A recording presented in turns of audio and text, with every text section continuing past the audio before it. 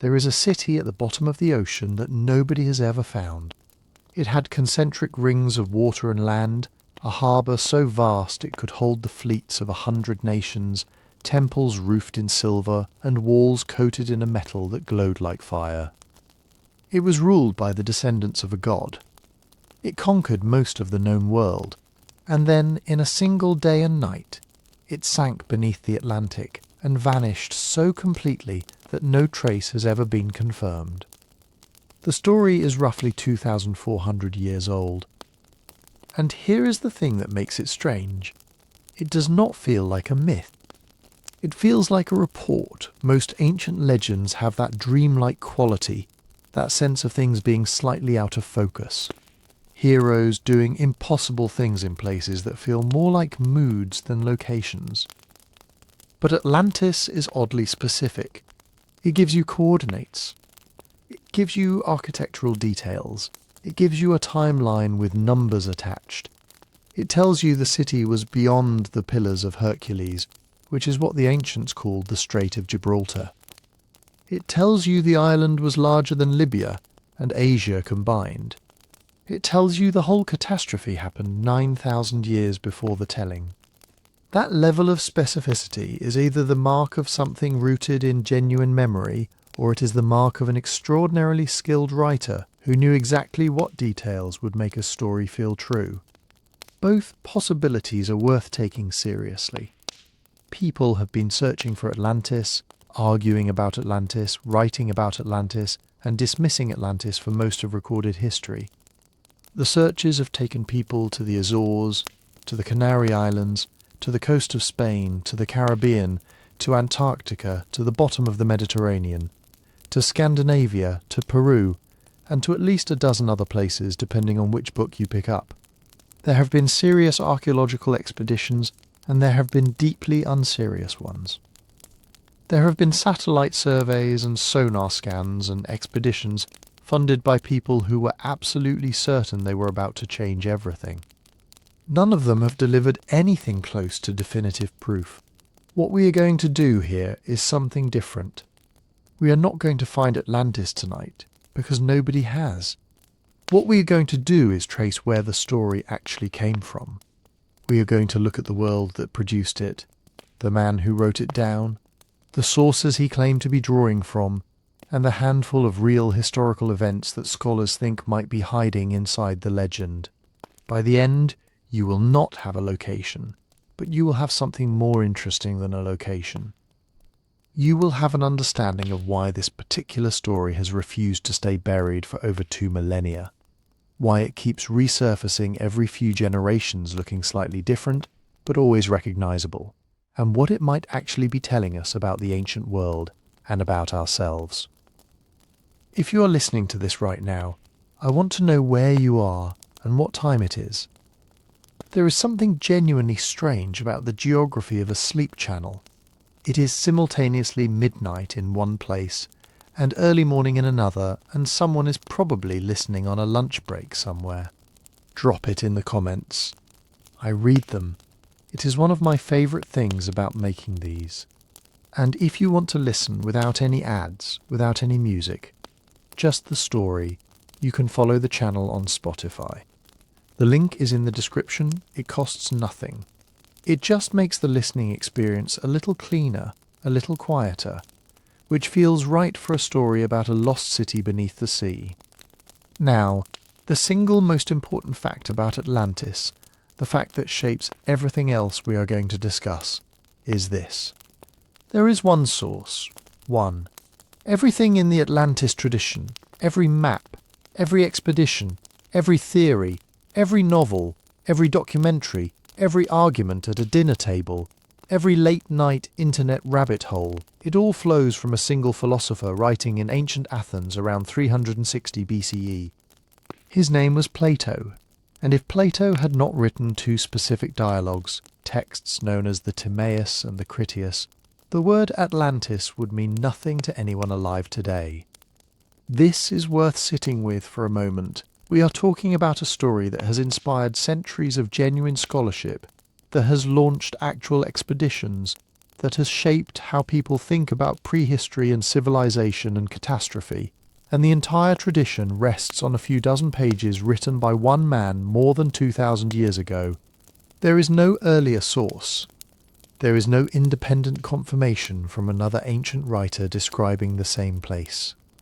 There is no physical artifact, no coin, no tablet, no inscription that mentions Atlantis before Plato does. That does not automatically make the story false. It does not mean Plato invented it from nothing. Plato himself claimed he was passing along a much older account, one that had travelled through Egypt and through a chain of storytellers before reaching him. Scholars have spent considerable energy trying to evaluate that claim, and the answer is genuinely complicated. What we can say with confidence is that Plato was not a casual storyteller. He was one of the most sophisticated philosophical minds of the ancient world, and he had very specific reasons for constructing the story the way he did, reasons that go beyond simply wanting to entertain people. Understanding those reasons, understanding what Plato was trying to do and why, is the key that unlocks almost everything interesting about where this legend came from. And to understand Plato, we need to understand the world he was living in. A world of crumbling empires and democratic experiments, and of Athens that had recently survived the impossible and was not entirely sure what came next. A world where the past felt enormous and mostly lost, and where the sea was still the edge of everything known. That is where we are headed into the world that made Plato, and the story he decided to tell inside it. Athens in 360 BCE was a city that had survived something it probably should not have survived, and was still trying to figure out what that meant. 40 years earlier, Athens had lost the Peloponnesian War. This was not a minor military setback. This was a total collapse. The war against Sparta and its allies had gone on for 27 years, had consumed an entire generation, had ended with Athens besieged, its fleet destroyed, its empire dismantled, and its famous democracy temporarily abolished in favour of a brutal oligarchic regime backed by Spartan soldiers. The long walls that had made Athens feel invincible were torn down. The city that had commissioned the Parthenon, that had produced Sophocles and Thucydides, that had positioned itself as the intellectual and cultural centre of the Greek world, was brought to its knees. Democracy was eventually restored. Athens rebuilt. It even managed to regain a degree of influence in the decades that followed. But something had broken that could not be fully repaired. The confidence was gone. That sense of Athenian exceptionalism, the belief that this particular city represented something genuinely new and better in the world, had been badly shaken. And in the aftermath of that shaking, Athenian intellectual life turned toward a question that feels very familiar. What went wrong? And was there a way to do things better? This is the world Plato grew up in. He was born around 428 BCE, when the war was already underway. He watched his city suffer the plague, lose its generals, exhaust its treasury, and make a series of catastrophic strategic decisions. Most personally, he watched Athens execute Socrates in 399 BCE, just a few years after the war ended, charging his teacher with impiety and corrupting the youth. For Plato, this was not an abstraction. This was democracy at its worst, a city that had survived everything turning around and killing the most honest man it had produced. So when Plato began writing his dialogues, he was not writing for entertainment, and he was not writing history in any sense that we would recognize. He was writing philosophy as a kind of medicine. His project across dozens of texts was to think through the deepest questions of politics and virtue and human nature. What makes a just city? What makes a good person? What kind of knowledge actually matters? And what do we only think we know? The dialogues put Socrates in conversation with various interlocutors, sometimes drawing them toward uncomfortable truths, sometimes letting them expose their own confusions. It is a deliberately indirect form of argument. Plato rarely just tells you what he thinks. He shows you the thinking. The Republic is the most famous product of this project, a sprawling exploration of what an ideal city might look like. But Plato also returned repeatedly to questions about political decay, about how good societies collapse, about what Athens might have looked like before it became Athens. These were not idle historical questions. They were urgent practical ones. If you could understand how civilizations fail, maybe you could understand how to stop the failing. Into this intellectual climate, stories about ancient catastrophes fit perfectly. Greek culture already had a deep habit of looking to the distant past for moral lessons. The Trojan War was not just a story about a siege. It was a meditation on heroism, pride, loyalty, and the costs of hubris. The flood myths that appear across Greek literature, Deucalion surviving the great deluge while the corrupt world drowned around him, these were not geological reports. They were moral architectures. The catastrophe was always the consequence. The survivor was always the lesson. Plato understood this structure completely. He had grown up with it, written within it, and was sophisticated enough to use it deliberately. When he reaches for the device of an ancient, destroyed civilization in the Timaeus and Critias, he is reaching for something his audience would have known how to read. A story about a great power that became corrupt and was destroyed is not a news bulletin. It is a philosophical instrument. There was also something specific, drawing Athenian imagination westward. Greek geographical knowledge in Plato's time was real but limited, and the limits themselves were intoxicating. The Greeks knew the Mediterranean well. They had sailed it, colonized it, traded across it for centuries. But beyond the Strait of Gibraltar, beyond the Pillars of Hercules, the knowledge became thin and the speculation became thick. There were rumours of islands, there were sailors' accounts of vast swells and strange currents. Carthaginian explorers had pushed down the African coast. There were stories of land beyond the ocean that nobody had confirmed. The far west was simultaneously the edge of the known world and a blank space where anything could exist. For a writer constructing a story about a lost civilization, it was perfect. Greek audiences had also grown up in a landscape that regularly reminded them of catastrophe. The Mediterranean sits on active geological fault lines. Earthquakes were common enough to be part of ordinary experience. Tsunamis had struck coastal settlements within living memory of various generations. There was a particularly devastating earthquake and tsunami in 373 BCE, just a decade or so before Plato was writing his Atlantis texts, that destroyed the city of Helaik on the southern shore of the Gulf of Corinth. The city sank. You could apparently still see its ruins under the water. People knew this had happened. It was recent, it was documented, and it was exactly the kind of event that would make a story about an island civilization swallowed by the sea feel not just plausible, but almost obvious. Real geological events fed the imagination without becoming literal history. They created a kind of emotional plausibility, a sense that the world was capable of doing terrible things very quickly, and that what the sea gives it can take back. Wars did the same work. Greek audiences had seen cities destroyed, populations enslaved, entire cultures effectively erased. They did not need much convincing that great powers could vanish. They had watched it happen. Now here is something worth holding on to as we go deeper into the story itself. When an ancient audience sat down to hear a philosophical dialogue read aloud, which is how these texts were most often experienced, they were not expecting what we expect from a documentary or a history book. They were expecting a conversation. They were expecting ideas to be explored, tested, pushed to their limits. They were expecting the author to use whatever tools were available, including invented speeches, invented interlocutors, invented scenarios, to get at something true. The question was not, did this literally happen? But what does this illuminate? This creates a genuine problem for modern readers approaching Plato, and it is a problem worth naming directly. We live in a world that has sharp categories.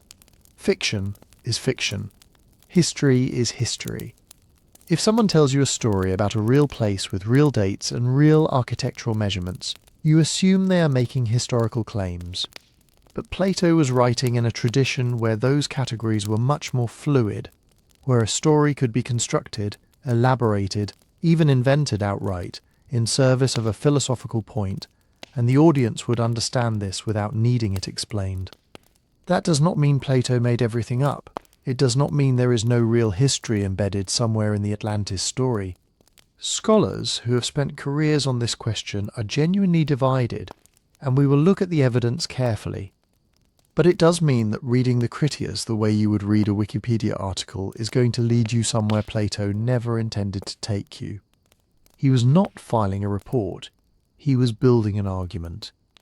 The city he describes, its perfection and its corruption, its war against an idealized Athens, its ultimate destruction, all of it is doing philosophical work. Understanding what that work is changes everything about how the story should be read. This is where we need to go next, because before we can weigh the theories, before we can evaluate the geology or the archaeology or the Egyptian records Plato claims to be drawing from, we need to look at the actual text. At the moment, Atlantis first appears on the page in the voice of a man who says he is not making any of this up. When Atlantis finally walks onto the stage, it does not announce itself with trumpets. It arrives in the middle of a conversation. The dialogue is called the Timaeus, named after one of its speakers, and it opens like many of Plato's works do. Socrates is talking with friends, reviewing a previous day's argument about the ideal city. They've sketched out a theoretical Athens, a perfectly ordered polis with guardians and philosopher rulers, and a careful balance of classes and education. Socrates, being Socrates, is not satisfied with leaving the city on the page. He says, in effect, "Yesterday we built a city in words. Today I'd like to see that city tested. I want a story that shows this ideal community in action, meeting real dangers, facing real enemies, proving that its structure is not just beautiful but effective. Can someone give me that?" This is the framing device. The story of Atlantis does not drop from the sky. It is offered as an example, a kind of thought experiment wrapped in a historical claim. Socrates asks for a demonstration of the perfect city. Critias steps forward and says, "I have one." That detail matters, because Critias is not a neutral character. In the dialogue, he is presented as an elderly, respectable Athenian, claiming to remember a story he heard as a child from his grandfather, who heard it from the famous lawgiver Solon, who supposedly heard it from Egyptian priests. It's a long chain of memory, stretching back centuries. But in the real world, for Plato's contemporary audience, the name Critias carried a heavy resonance. The historical Critias was one of the 30 tyrants, part of the oligarchic regime that ruled Athens briefly but brutally after the Peloponnesian War. He was known for his intelligence, his rhetorical skill, and his ruthlessness. He was, in a sense, a symbol of what happens when cleverness is cut loose from justice. Plato gives that name to his storyteller. We can't know exactly how literally he meant that connection. The Critias of the dialogue is an older man than the real Critias ever became. The timelines do not line up neatly, but the choice is not accidental. The storyteller in Plato is almost never just a delivery mechanism. Who speaks shapes what is being said. So when this Critias promises Socrates a true account, we need to hear that phrase in context. In Greek, the expression he uses has a flavour like genuine or trustworthy, as opposed to merely invented. He contrasts it with the kind of mythic tales poets make up from scratch. This is, he insists, not that. This is something that has come down from priests who keep records, from a lawgiver who went abroad to learn, from his own family's careful transmission. Some modern readers take that as a straightforward guarantee. Plato is telling us this literally happened. But in the culture Plato was writing for, the line was not that clean. Calling a story true could mean many things. It might mean this comes from a respected tradition, Or this is a story with a serious moral core, not a frivolous fable. Or even, I want you to listen to this as if it were history, so that its lessons will land with their full weight. It is also perfectly compatible with the possibility that Plato is blending bits of real geography, real memories of disasters, and real political reflection into something more crafted than copied.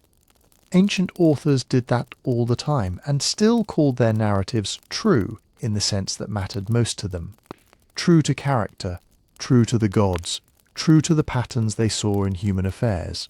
What Critias then begins to describe is striking not just for what it includes, but for how quickly the core themes come into focus.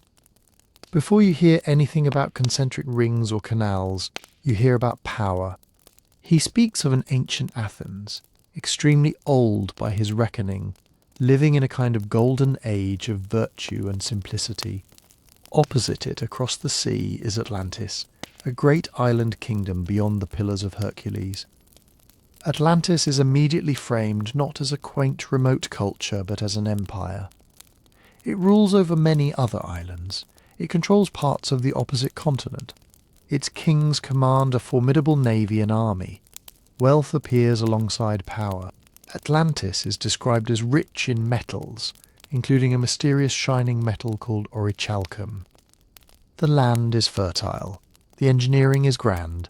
The city's layout is carefully ordered.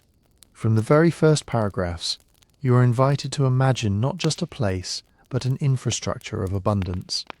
This is not a struggling backwater that gets unlucky. This is a success story, and with success, almost automatically in Greek storytelling, comes hubris. Plato does not wait until the end to reveal the moral curve.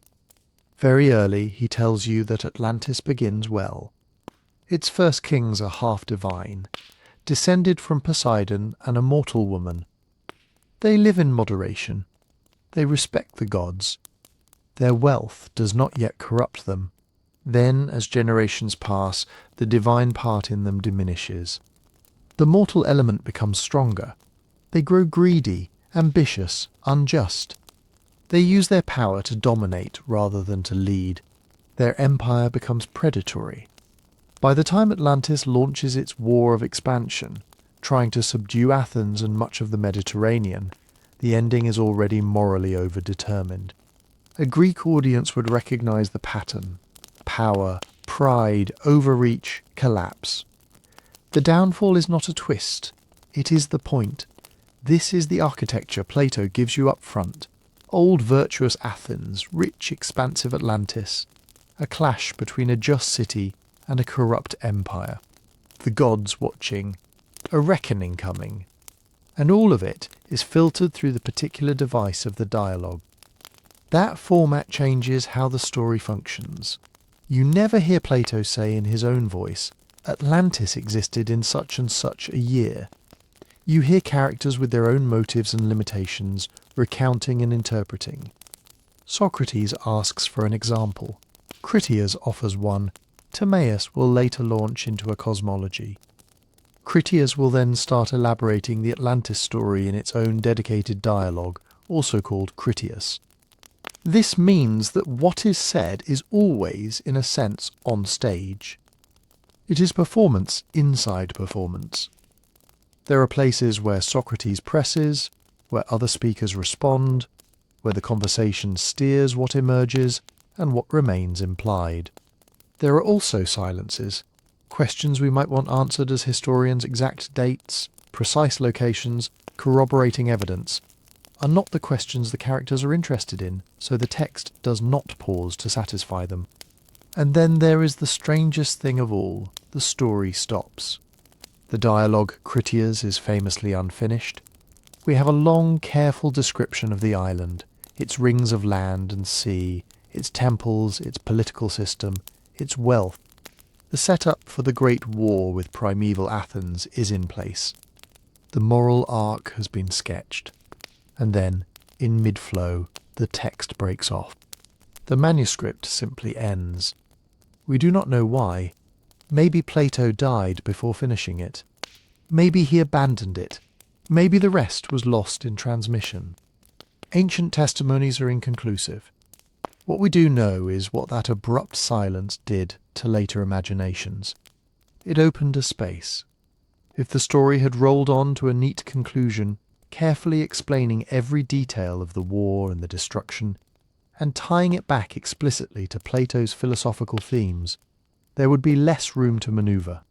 Instead, we are left on the edge of the great conflict, with only a brief summary in the Timaeus telling us that earthquakes and floods came, that Atlantis sank in a single day and night, that the sea became muddy and impassable. That gap between the rich beginning and the lost ending is where centuries of speculation have lived. Commentators, ancient and modern, have been trying to finish Plato's sentence ever since. They have tried to locate the island, to match the catastrophe to real events, to guess what Plato might have said if he had one more scroll, to see how those guesses started, and how the supposed true account of an Egyptian archive turned into a chain of retellings. We have to follow the story one step further back, to the place where Plato says it came from. Plato gives you a very specific chain. He does not say, "I made this up last week." He says, "There were priests in Egypt, in the city of Sais in the Nile Delta. They kept ancient records. The Athenian lawgiver Solon visited them.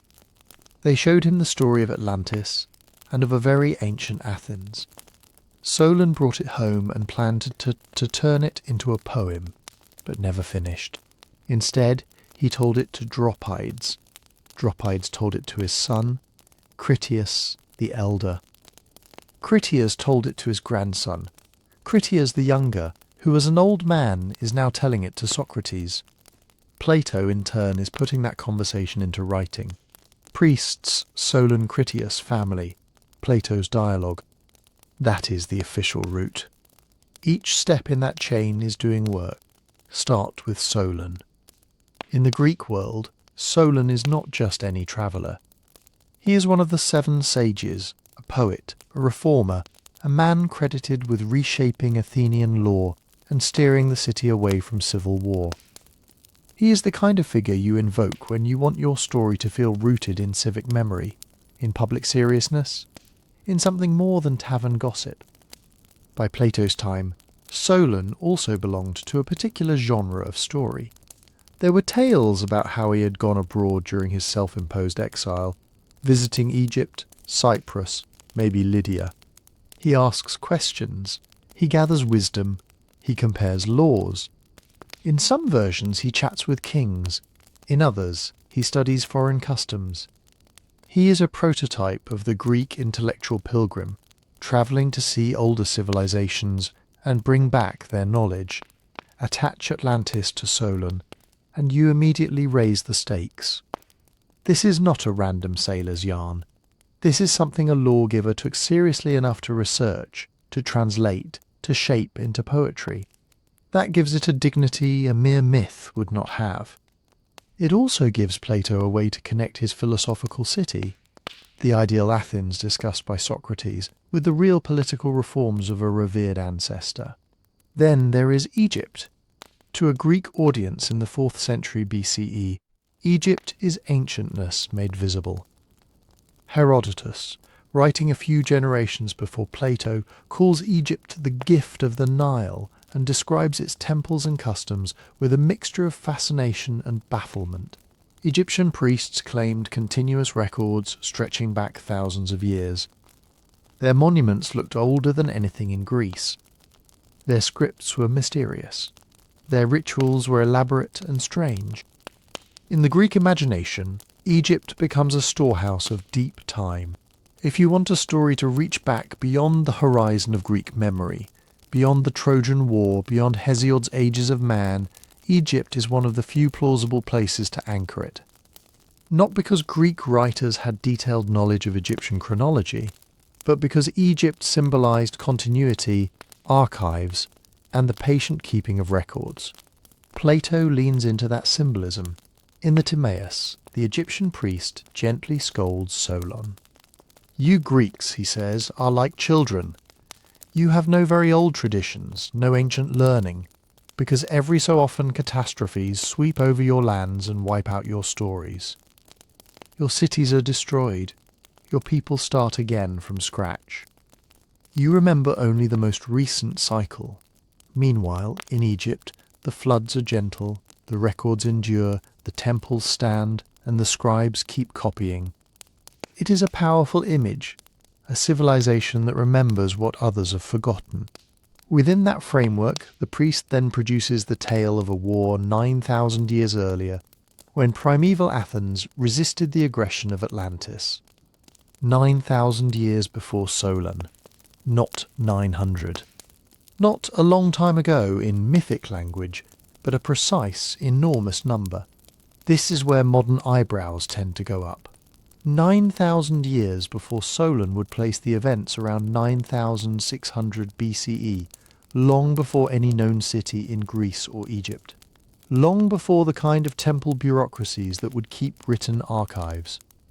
It is also suspiciously close to certain later esoteric chronologies, which seized on that number as proof of a lost age.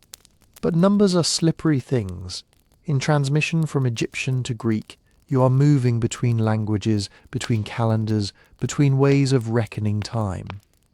Egyptian priests used different systems.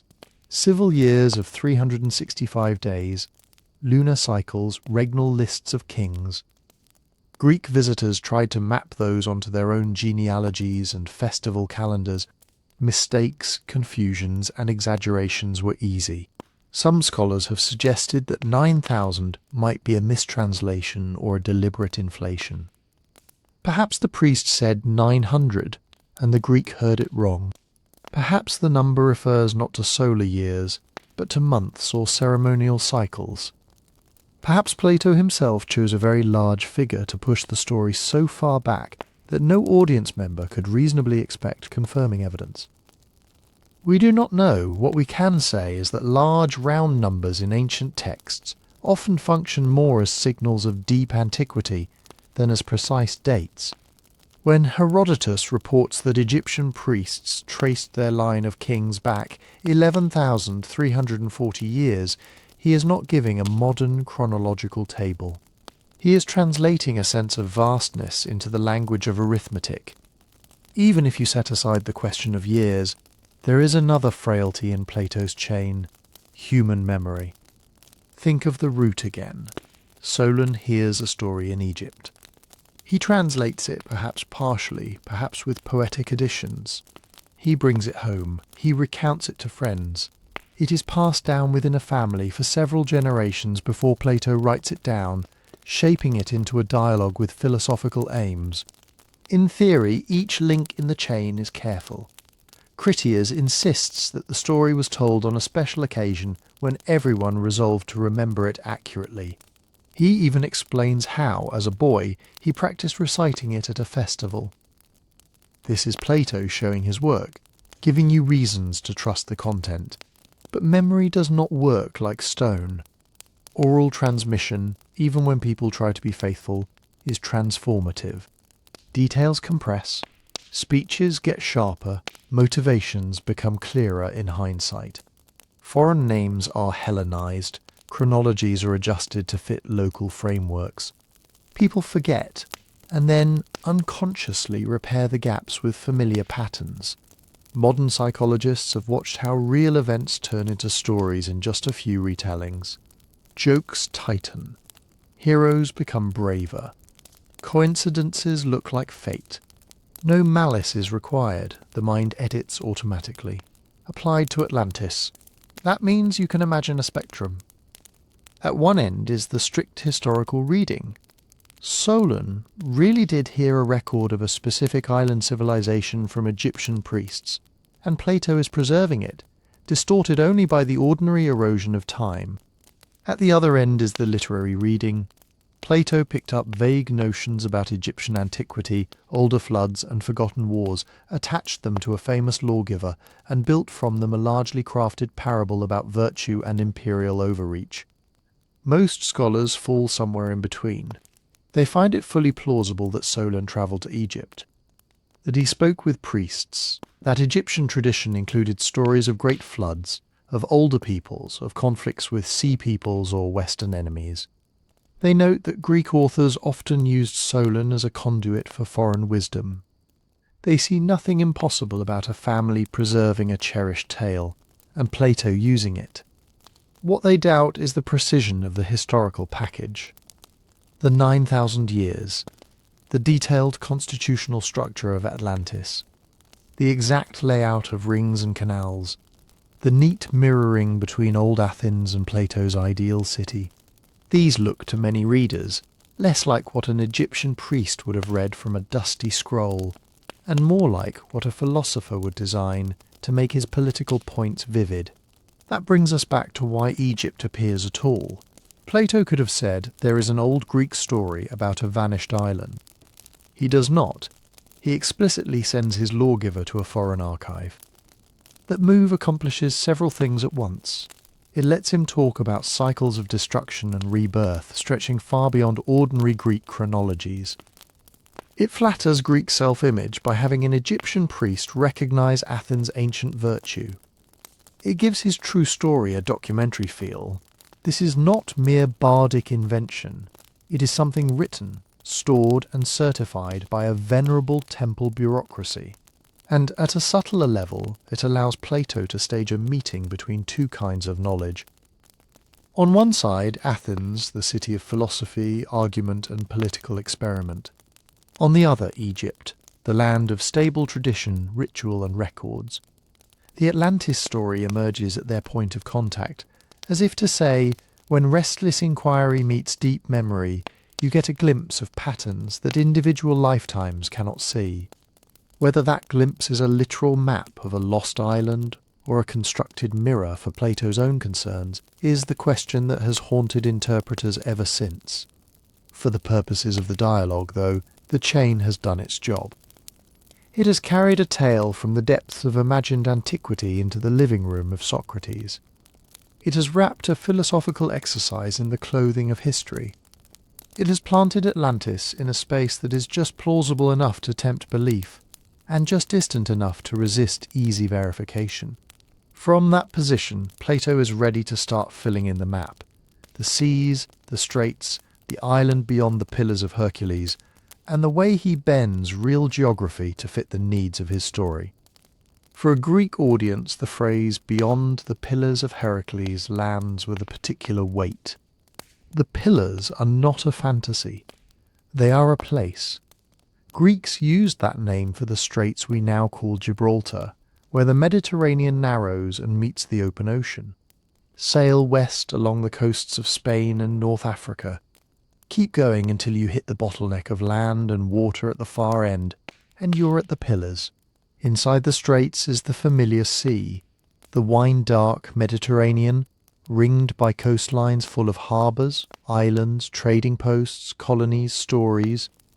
A space with named winds, predictable seasons, maritime handbooks, and an entire literature of shipwrecks and rescues and merchant runs.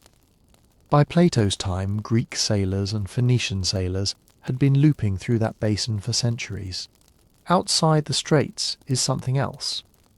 They called it the Atlantic, but not in the modern sense of a charted world ocean with measured depths and mapped currents. For them, it is the outer sea, the encircling sea hinted at in older myths, a place of long swells, stronger tides, strange fogs, and coastlines that run on and on into rumour. So when Plato has his Egyptian priest say that Atlantis lay in front of the Pillars of Heracles in the Atlantic Sea, he is doing two things at once. He is locating the island at the edge of the known world, and he is stepping just slightly off the map, because beyond the pillars is not only a direction, it is a symbol. Already in earlier Greek literature, the West and the outer ocean are where you put things that do not quite fit inside normal geography. The islands of the blessed, the garden of the Hesperides, the place where the sun goes down and the dead go out of reach. Heracles himself, the hero whose name marks the straits, travels there on his labours. It is the right neighbourhood for a story that is supposed to feel both grand and unreachable. Into that space Plato drops a very bold claim. The island of Atlantis, he has the priest say, was larger than Libya and Asia together. To modern ears, that sounds like a continent dwarfing Africa and Asia. But the Greek terms are not quite the same as ours. Libya, for a classical Greek, is not the entire African landmass. It usually means the stretch of North Africa that curves along the southern Mediterranean coast, from roughly Egypt to somewhere west of Carthage. Asia often refers only to Anatolia and the coastal territories of the Persian Empire facing the Aegean and eastern Mediterranean. So Libya and Asia can mean something like the known southern and eastern coasts that frame our sea, not everything from the Cape of Good Hope to the Himalayas. Even so, larger than both is extravagant. It is supposed to be extravagant. Ancient writers used size like they used numbers, as a way to signal significance more than to convey measurements. A land, larger than Libya and Asia, is not a place you can sail around in a week. It is a world in itself, big enough to hold multiple regions, kings, peoples, a rival to the entire civilized ring around the Mediterranean. At the same time, Greek vocabulary does not sharpen the boundary between island and continent the way we do. They had words that distinguished a mainland from an island, but an island could be very large. You could call something Nessos, island, even if it was more like what we would call a subcontinent, as long as it was thought of as surrounded by water or separated from your own land by sea. You could also hear rumours of a great island far away and interpret them elastically, stretching a report of a distant shore into the idea of a single enormous landmass. So when Plato says island, you should not imagine a tidy, clearly bounded shape the size of, say, Crete, sitting in the mid-Atlantic. You should hear a great tract of land accessible by sea, distinct from the familiar shores, conceived as a unified realm for the purpose of the story. To make this feel more real, Plato adds another detail. From Atlantis, he says, there was a way to other islands, and from those islands to the opposite continent that truly surrounded the whole sea. This is a striking line. Within the dialogue, it functions like a stepping stone route across the outer ocean.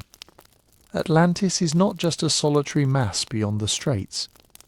It is the first stop on a chain that leads to more land, and then to a farther shore that enfolds the ocean entirely. Some modern readers have seen in this a prophetic glimpse of the Americas, that moves well beyond what the evidence can bear.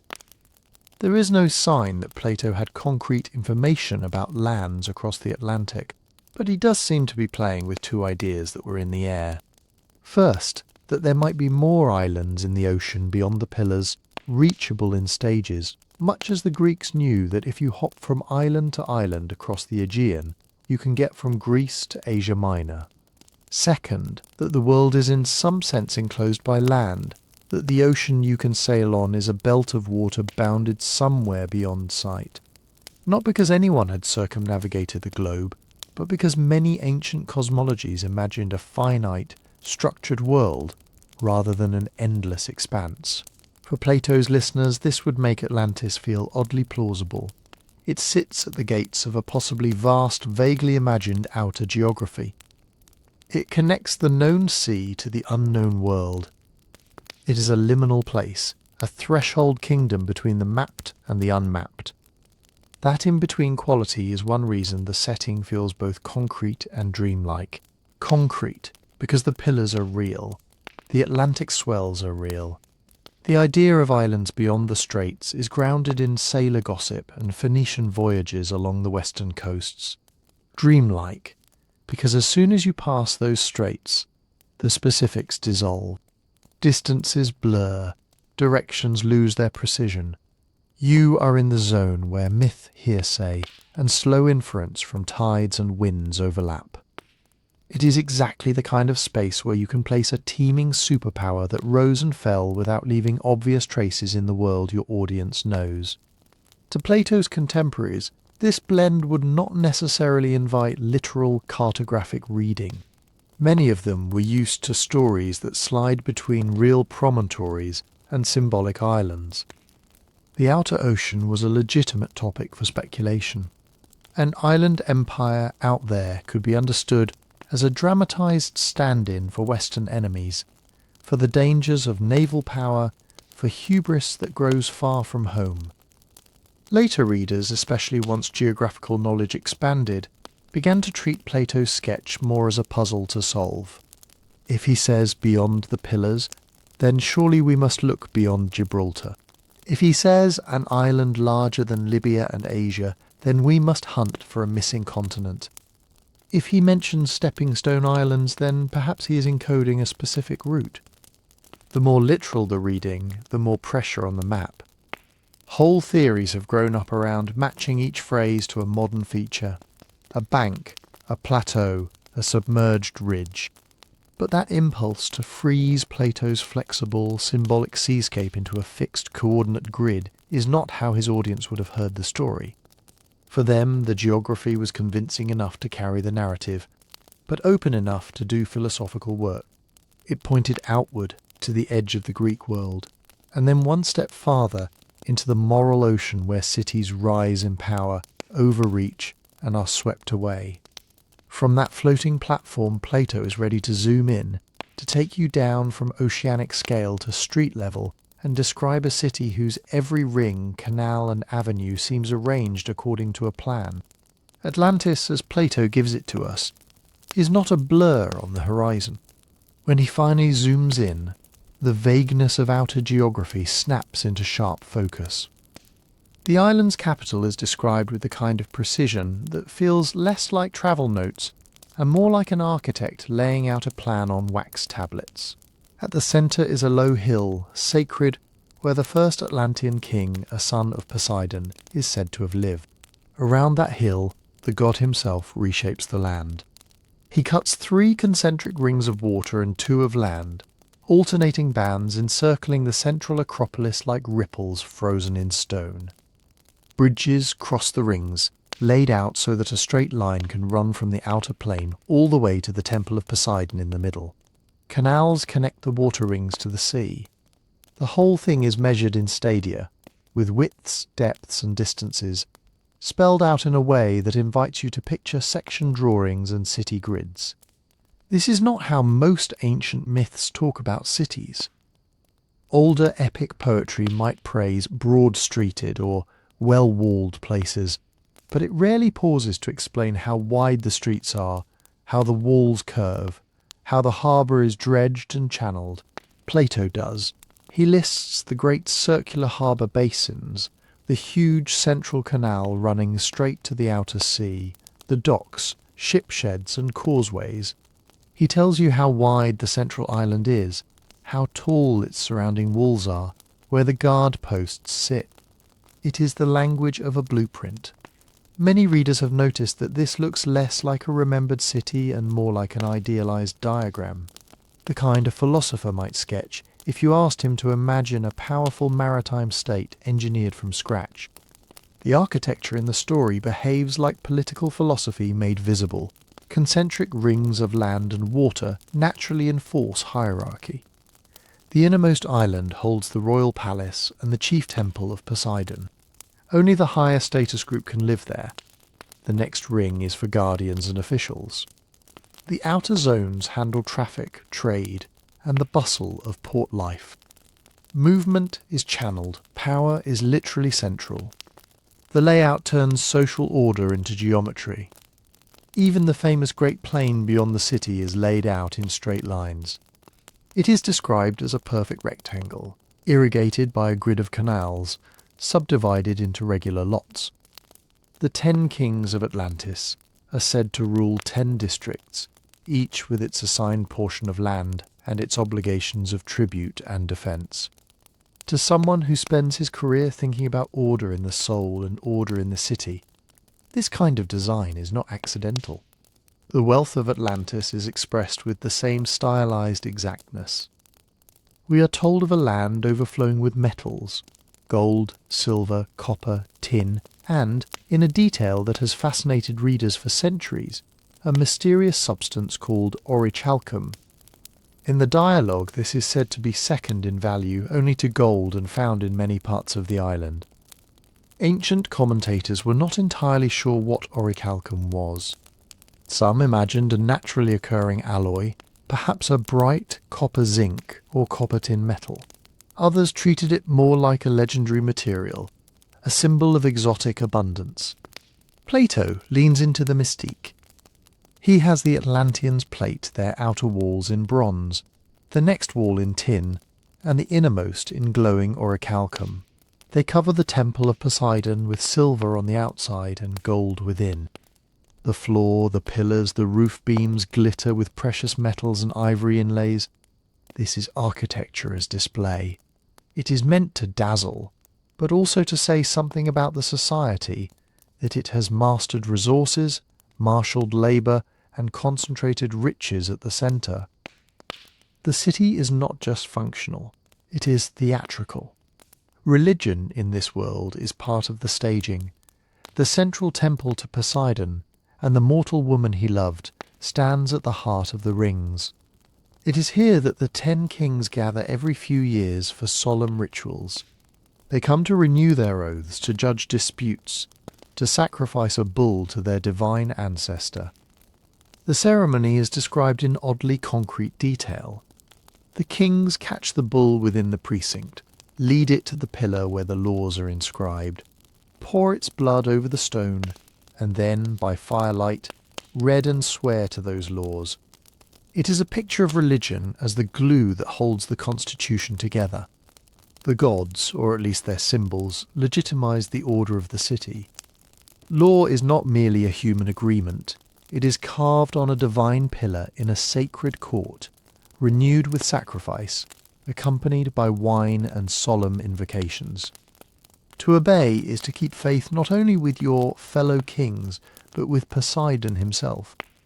This fits uncannily well with Greek reflections on how cities actually function.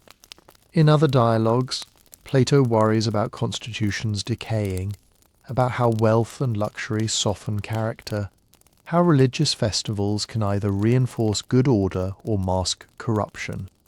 In the Atlantis story, we see a version of the before picture. At first, the 10 kings are said to honour the laws, to despise luxury, to value virtue over gold. The rings, the canals, the glittering metals all exist, but their rulers remain self-controlled. Their wealth is ordered, their power is restrained by oaths. This is the high point, the fragile moment of balance before decline. And the details Plato selects are not neutral. The lavish metals, the enormous navy, the elaborate feasts and sacrifices all echo live debates in classical Greece about the dangers of maritime empires like Athens, about Persian-style opulence, about whether a city surrounded by luxury can still produce courageous, disciplined citizens. Later in the dialogue, when the Atlanteans begin to change, the symbolism tightens. Their divine ancestry is said to become diluted by too much mortal blood. They start to prize wealth over virtue, expansion over justice. The shining city that once embodied perfect order becomes an example of what happens when outer splendour is not matched by inner restraint. For many modern scholars, this too perfect starting point is part of the reason they see Atlantis as allegory. The geometry is exact. The constitutional machinery is neat. The moral arc from order to corruption follows the lines of Plato's other work. It feels like a constructed case study rather than a messy, remembered city with inconvenient irregularities.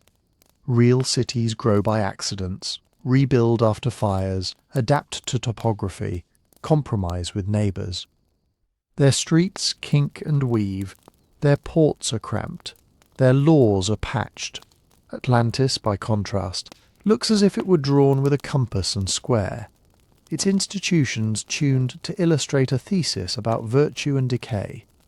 That does not settle the question of whether there were dim memories of real places folded into the tale, but it does explain why the city as presented has such an uncanny, dreamlike precision. It is a place that seems designed not only by engineers, but by a moralist. And in the mirror of that design, Plato is preparing to show you something closer to home. A very different city, with a very different kind of greatness, Standing across the sea is Atlantis's opposite number. Plato does something curious with that other city. He does not simply say, "Meanwhile, in Athens." He picks up the whole story and drops it into an age so remote that, if it were history, almost nothing Greek should look familiar. The Athens that faces Atlantis in his tale is not the bustling democracy of Pericles, with juries, drama festivals, and noisy assemblies. It is placed thousands of years earlier, in a mythical heroic age, when the Acropolis is still a simple hill and the land around it is more forest than street. And yet, when he describes this primeval Athens, it sounds suspiciously like the kind of city he wants to see in his own time. Its citizens are few, but disciplined. They live modestly without soft couches and elaborate dishes. They farm and train and keep their bodies hardened. They are said to have a constitution drawn up along ideal lines, with each class doing its own work and not meddling in the business of the others. In other words, they look a lot less like historical Bronze Age villages and a lot more like an embodied chapter from the Republic. Plato has taken the blueprint of a just city he argued for in that dialogue, stripped away some of the explicit theory and pushed it back into deep time as if it had once really existed. These Athenians are ruled by guardians who love wisdom more than money, who live in common, who are ready for war but not eager to conquer. Their land in the story is not rich in gold or strange metals. It is fertile enough, but nothing extravagant. Their strength is not measured in glittering walls or canal networks, but in the character of their people. The contrast with Atlantis is intentional and sharp. Where Atlantis is expansive, this Athens is self-contained. Where Atlantis lays out vast plains in rectangles and imposes tribute on distant peoples, Athens tends its own territory and fights only when threatened. Where Atlantis glows with orichalcum and silver, Athens is almost austere, a city in plain clothing. This is not because Plato had documentary evidence that some earlier Athens really looked this way. There is no archaeological trace of a mighty Athenian empire in the 10th millennium BCE. The chronology in the story is frankly impossible if taken as literal civic history, but as moral fiction, the timing is perfect. By setting his ideal Athens far back, he can say, in effect, the soul of this city is older than its current institutions. The best version of Athens is not the imperial power that just lost a ruinous war to Sparta. It is a quieter, stricter, more virtuous community that once long ago stood alone against a seductive, overreaching empire and won. The war narrative that follows is simple in outline. The Atlanteans, swollen with wealth and ambition, begin extending their control over vast regions. They subdue parts of Libya and Europe. They are pushing ever closer to Greece. Most of the peoples they encounter fall or submit. Only one small city-state stands firm. The primeval Athenians resist. They rally their allies. They face the vast invading force, and in the story they defeat the Atlantean Empire and free those who had been enslaved. Then catastrophe wipes the board clean. Earthquakes, floods, and the sinking of Atlantis erase almost all material evidence of the war, and also, conveniently, why no one in Plato's own time can point to monuments from that age in Athens. Inside the logic of the dialogue, this is not an incidental battle scene. It proves something. It shows in narrative form the claim Plato makes in the Republic, that a just city, even if smaller and less wealthy, is stronger in the long run than an unjust one. That discipline and moderation outweigh luxury and size when real danger arrives. Atlantis is the case study of what happens when a good constitution decays into love of wealth and power. Athens is the demonstration that a city devoted to virtue can not only resist that temptation, but also stand as a bulwark for others. This lets Plato revisit themes from his earlier work without simply repeating himself. Instead of Socrates drawing concentric diagrams of souls and classes on the ground, we get concentric rings of sea and land. Instead of a long argument about why guardians should live simply, we get a quiet picture of Athenians who already do. Instead of abstract charts comparing constitutions, we watch two city types collide, one ordered, one decadent. He is turning theory into story. There is a reason this pattern feels familiar, even if you have never read Plato. Many cultures carry tales in which a simple, virtuous community confronts a more opulent, morally compromised power. Hebrew prophets contrast a faithful remnant with decadent empires like Babylon. Roman writers later praise the stern, agrarian republic against the luxury of the late empire. Modern stories still retell the same shape: frontier towns against corrupt metropolises, small rebel groups against gleaming authoritarian centres. These stories persist because they crystallise a recurring anxiety. Wealth brings comfort, and comfort threatens to dissolve the hardness needed for survival. Expansion promises security, but it also invites hubris. People watch their own societies grow richer and more complex and wonder, are we becoming Atlantis? Plato is tapping that anxiety deliberately. By making Atlantis so dazzling, he makes its fall satisfying and cautionary. By making ancient Athens so restrained, he makes its victory feel like a vindication of his philosophical city without having to lecture. What does this suggest about his purpose? It points away from the idea that he was preserving a precise historical record of a lost island, and toward the idea that he was crafting a moral mirror. On one side, he holds up Atlantis, a carefully constructed image of ordered power sliding into greed. On the other, he holds up a stylized Athens, a city that has for a moment gotten everything right, and shows what justice looks like in action. Between them, he invites his audience, citizens of a wounded post-war Athens, to reflect. Which city are we more like now? Which future are we drifting toward? If an empire across the sea were to rise again, would we have the character to face it? And hanging over all of it, he adds one more question, the one that keeps Atlantis resurfacing in imaginations long after his specific argument has faded. What if the end of such cities does not come slowly but all at once in water and fire? In Plato's telling, the answer comes with terrifying speed. Not in a long decline, not in a measured fall from power across centuries, but in a single blow. He says that after Atlantis had been defeated by that primeval Athens, and after its ambition had overreached, the gods sent punishment. Not a minor correction. Not a bad harvest or an inconvenient revolt. Violent earthquakes and floods, he writes, struck in a single day and night of misfortune. The great island empire, with its rings of harbour and wall, its temples flashing with metal, its canals and bridges, is swallowed. The earth opens. The sea pours in. In that one day and one night, Atlantis disappeared into the depths of the sea. The story does not linger on screaming or chaos. It moves past the destruction with a kind of calm finality. The land that was once the island, we are told, becomes a shoal of mud, blocking travel and making the sea there impassable and muddy. For a Greek listener, this was not just theatrical. The eastern Mediterranean is a restless place. The earth there does not sit still. Athenians had seen what earthquakes could do. They knew of whole towns shaken to the ground. They lived within cultural memory of eruptions and sea waves that could erase coastal settlements between one generation and the next. The great sanctuary at Delphi had legends of the earth opening, swallowing people whole.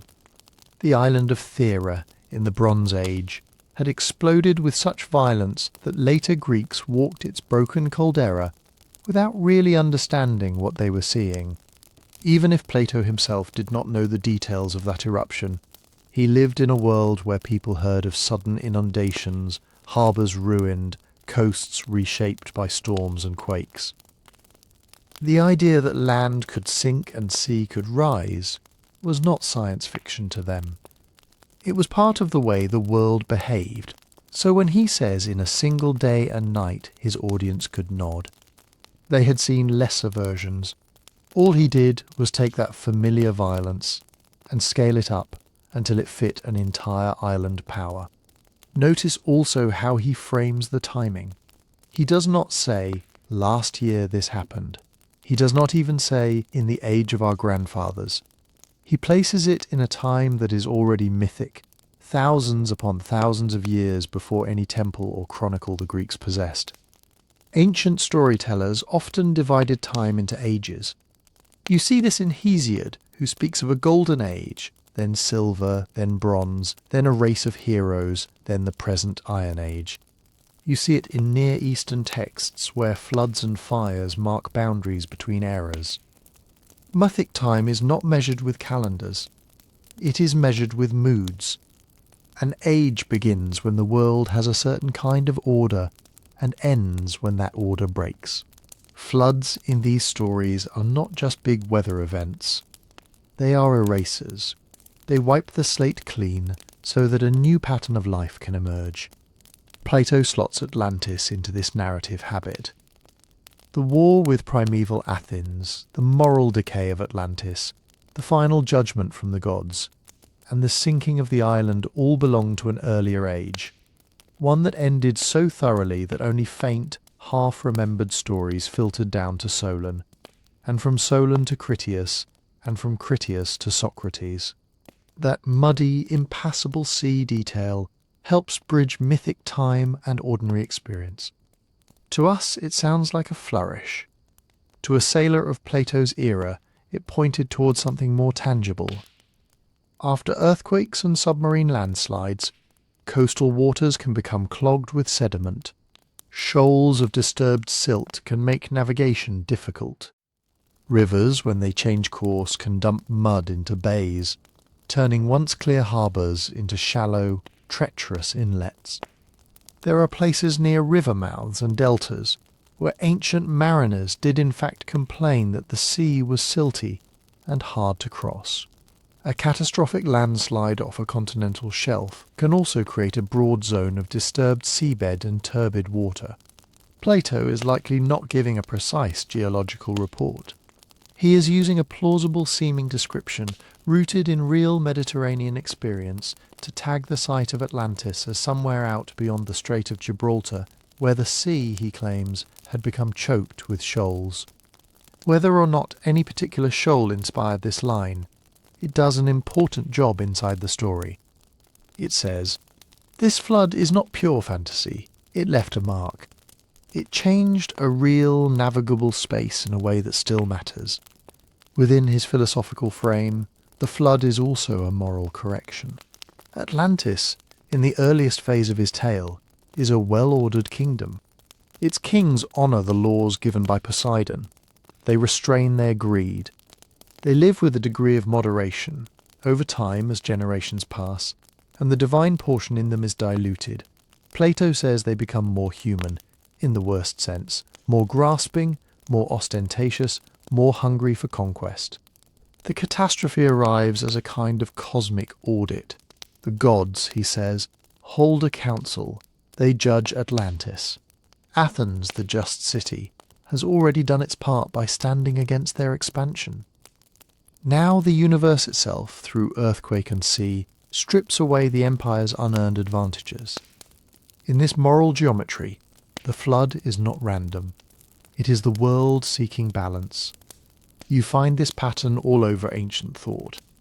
When order breaks down, when hubris rises too high, something comes to level it. A plague, a war, a famine, a wave. The disaster is read backward as a verdict. Stories told in this way do not just explain ruin. They reassure. If pride can summon a flood, then justice is not powerless. There is, in principle, a structure to things. Upswings and downswings, rises and falls have meaning. But once you tell the story like this, you have also done something else. You have planted a hook in the mind. A city that vanishes suddenly is not like a city that declines slowly and leaves layers of rubble. A sudden ending implies that ruins still exist somewhere, preserved in a moment, sealed away. It invites the thought, If only we could find the place where it went down, we might see everything as it was in that single day and night. A quiet, gradual decay does not spark treasure maps. A catastrophe does. Plato's description of Atlantis disappearing, of the sea being made impassable by mud, and of the loss of almost all records sets up a perfect narrative gap. Enough detail to feel located, enough destruction to explain why nothing is visible. Just enough left over muddy shallows, old tales, to make the absence feel like a puzzle. Then he makes that gap even sharper in a way that has haunted readers ever since. The dialogue Critias, where this whole elaborate story is being unfolded, does not reach a proper ending. It breaks off. We move through the origin of Atlantis, the layout of the island, the moral decline, the beginning of the war, the divine council that will judge them. We are almost at the climax, and then the text simply stops. Whether Plato never finished it or the ending was lost, we do not know. What that means for us is peculiar. We never hear the full speech describing the destruction. We never get Plato's final framing comments, whatever they would have been. We are left with the flood poised above Atlantis in mid-air, like a wave that has not yet crashed. The imagination rushes in to fill the silence. People replay that single day and night in their minds, expand it, picture walls crumbling, ships tossed, lights going out. They wonder what else Critias might have said, the little details, the further hints that would have pinned the island more firmly to some spot on the map. An unfinished story is a powerful engine. It keeps whirring long after the written words stop. With Atlantis, that incompleteness fuses with the drama of the flood itself. A city that ends an age, a punishment that comes all at once, a sea made muddy, a page that goes blank where an ending should be. It is no wonder that later ages, waking and dreaming, began to ask the next question on their own.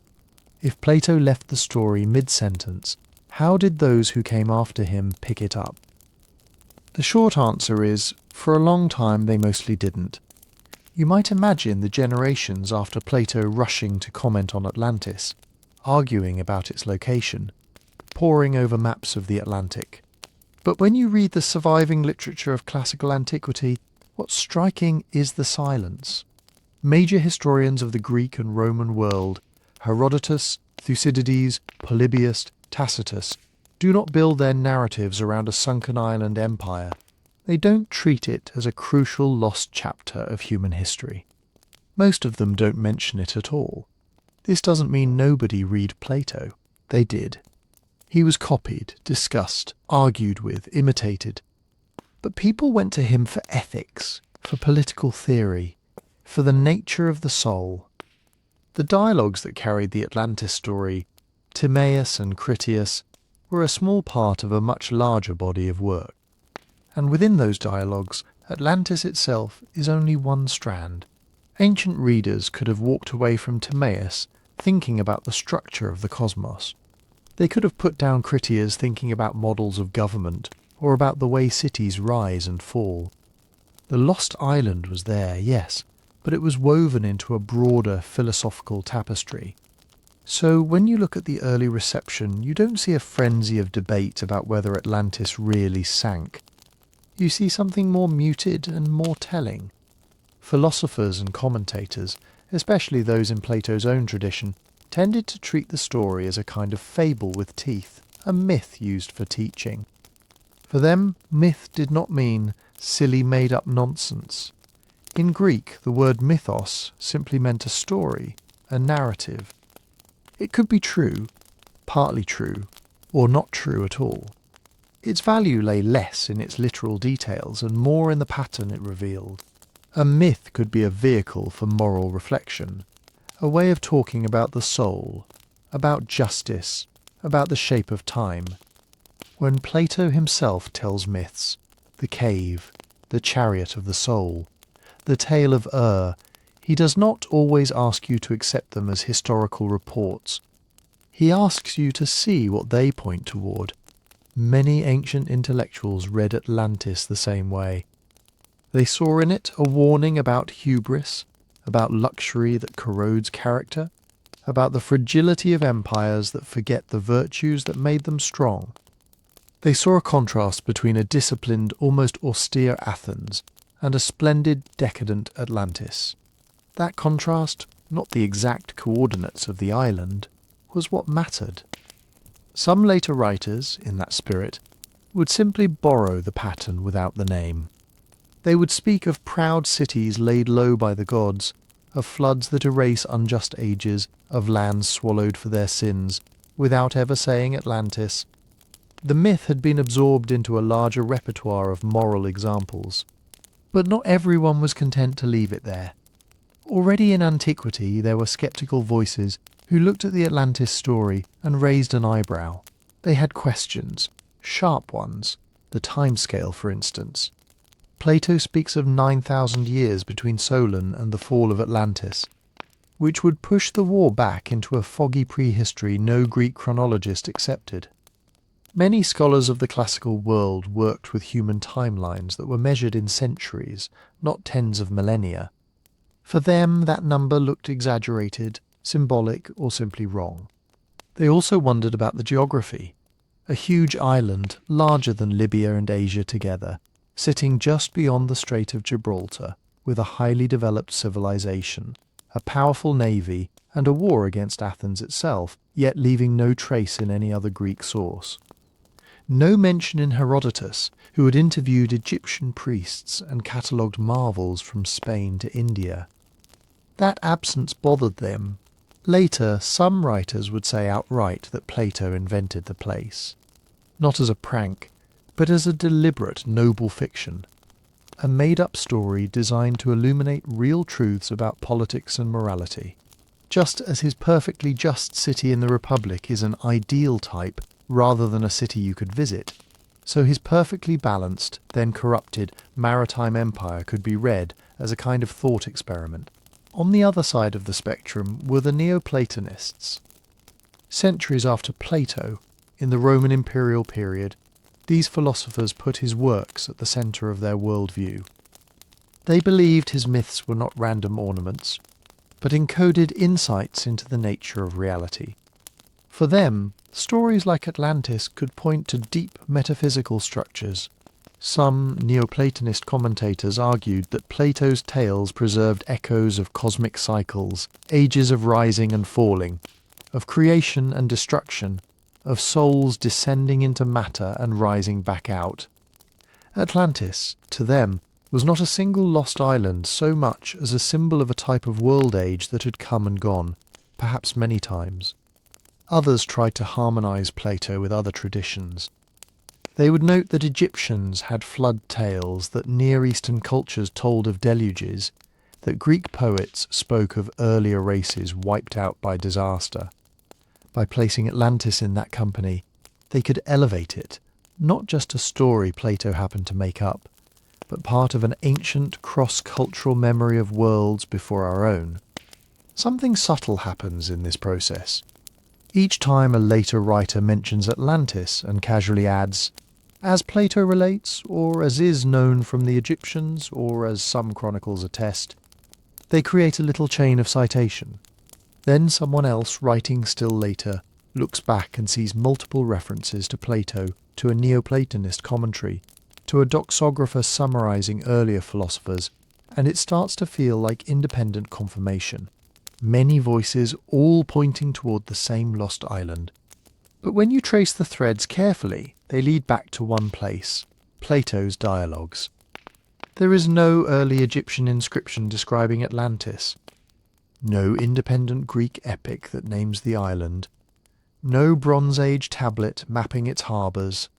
What we have is a story in Timaeus and Critias, and then centuries of readers, each reacting in their own way, echoing and transforming it. Ancient intellectuals were usually clear about this.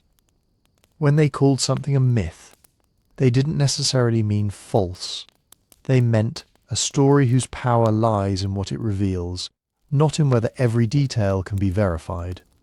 Myths could be inspired, insightful, even divinely guided.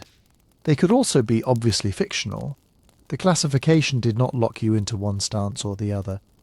Within that spectrum, Atlantis occupied a curious middle ground, important enough to be discussed in commentaries on Plato, useful as an example of divine justice or of cyclical catastrophes, intriguing to those who like to weave grand harmonies between Greek philosophy and older Near Eastern lore, but not central enough to reshape historical writing. It did not become the backbone of Greek chronologies. It did not anchor Roman origin myths. It did not dominate debates about the age of the world. For most of antiquity, Atlantis stayed on the margins. A striking story tucked inside a philosophical dialogue, a convenient emblem of rise and fall, a symbol more than a data point. The real transformation would come much later, when new audiences with new anxieties and new ambitions picked up Plato's text and asked very different questions. Not what does this tell us about justice, but where was it?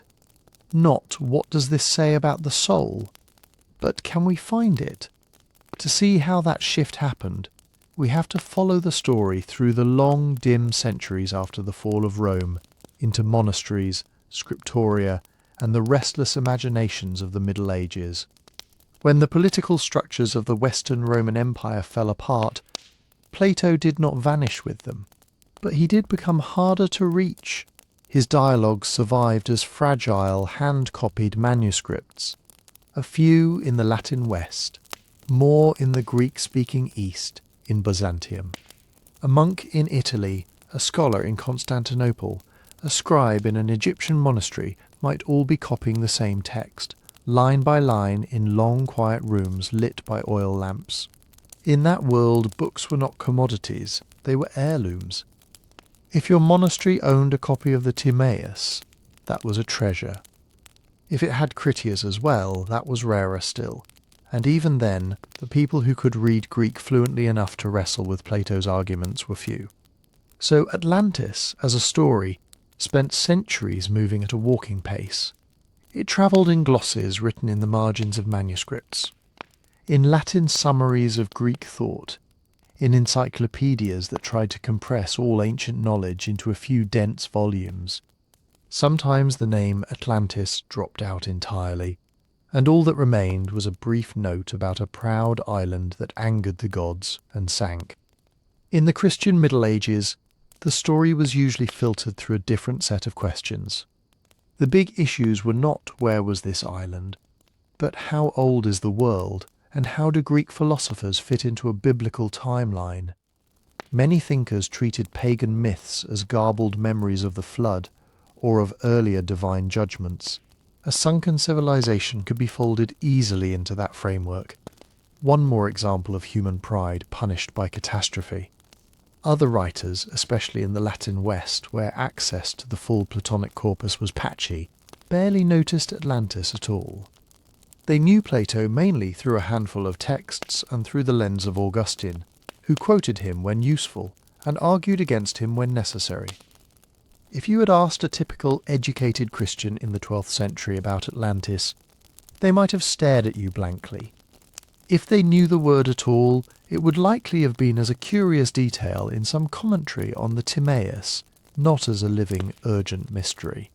And yet the manuscript chains kept going, through Byzantium, where Greek remained a living scholarly language, through Arabic translators who preserved and commented on Greek science and philosophy, through occasional contacts between East and West, diplomatic missions, exiled scholars, traders carrying books along with spices and silk. That slow, uneven transmission is what made the next phase possible. In the 14th and 15th centuries, something changed in Western Europe. The movement we now call Renaissance humanism was, among other things, a reading revolution. Humanists wanted to go back to the sources, ad fontes, not summaries of Plato, but Plato himself, not Christianized paraphrases of Greek ideas, but the original Greek words. Suddenly, Greek was fashionable again in Italy. Teachers from Byzantium were invited to Florence. Young scholars pored over unfamiliar letters, sounding out syllables, copying, translating. Among the texts they recovered, edited and circulated were the Timaeus and Critias. When those dialogues were printed for the first time, the effect was subtle but profound. The printing press took what had been scarce and made it reproducible. A work that might once have existed in a handful of manuscripts could now be produced in dozens, then hundreds of identical copies. Translation amplified that effect. Latin versions of Plato reached people who could not read Greek. Vernacular translations, in time, reached people who could not read Latin well. Suddenly, the circle of those who could encounter the Atlantis story directly, rather than in passing allusions, widened. At the same time, European maps were being redrawn. Portuguese and Spanish ships were pushing down the coast of Africa west into the Atlantic, then across to what they called the New World. Islands and coastlines that had been blank spaces on medieval Mappe Mundi were now acquiring names, contours, and coordinates. The phrase "beyond the Pillars of Heracles," which for Plato had marked the edge of the familiar world, no longer pointed into pure imagination. It pointed into waters that were now crowded with caravels.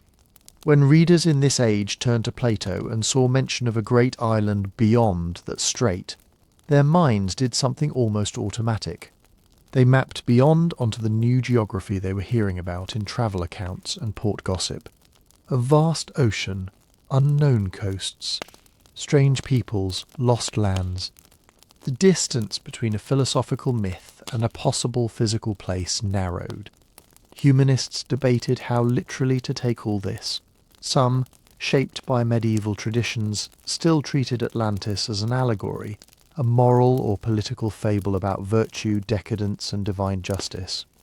For them, the disappearance of the island was a symbol of how entire orders of the world can pass away. Others, influenced by a new appetite for empirical history, began to ask whether Plato might be preserving a distorted memory of some actual event, a flood, an earthquake, the destruction of a coastal culture now forgotten. Most were somewhere in between. They might say, yes, the tale is wrapped in allegory. Yes, Plato may have adjusted numbers and details for philosophical effect, but underneath, perhaps, there could be a core of truth, a real island, a real catastrophe, a war between early peoples that left faint traces in later traditions. The timing of these questions mattered. It is easier to imagine a lost continent when your maps are full of emptiness. As European sailors realized how big the world's oceans truly were, the idea of a submerged landmass no longer seemed completely absurd.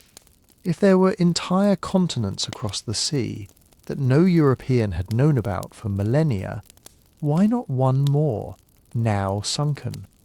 Atlantis became a flexible symbol in this climate. For some Renaissance thinkers, it stood for a golden age of lost wisdom, an ancient scientific or spiritual knowledge that had vanished beneath the waves, waiting to be recovered. For others, it was a cautionary emblem of how even the mightiest civilizations could crumble. And for a growing number, it became something tantalizingly in between myth and geography. A maybe place. Printing and translation ensured that these debates did not stay confined to a few scholars in Florence or Paris.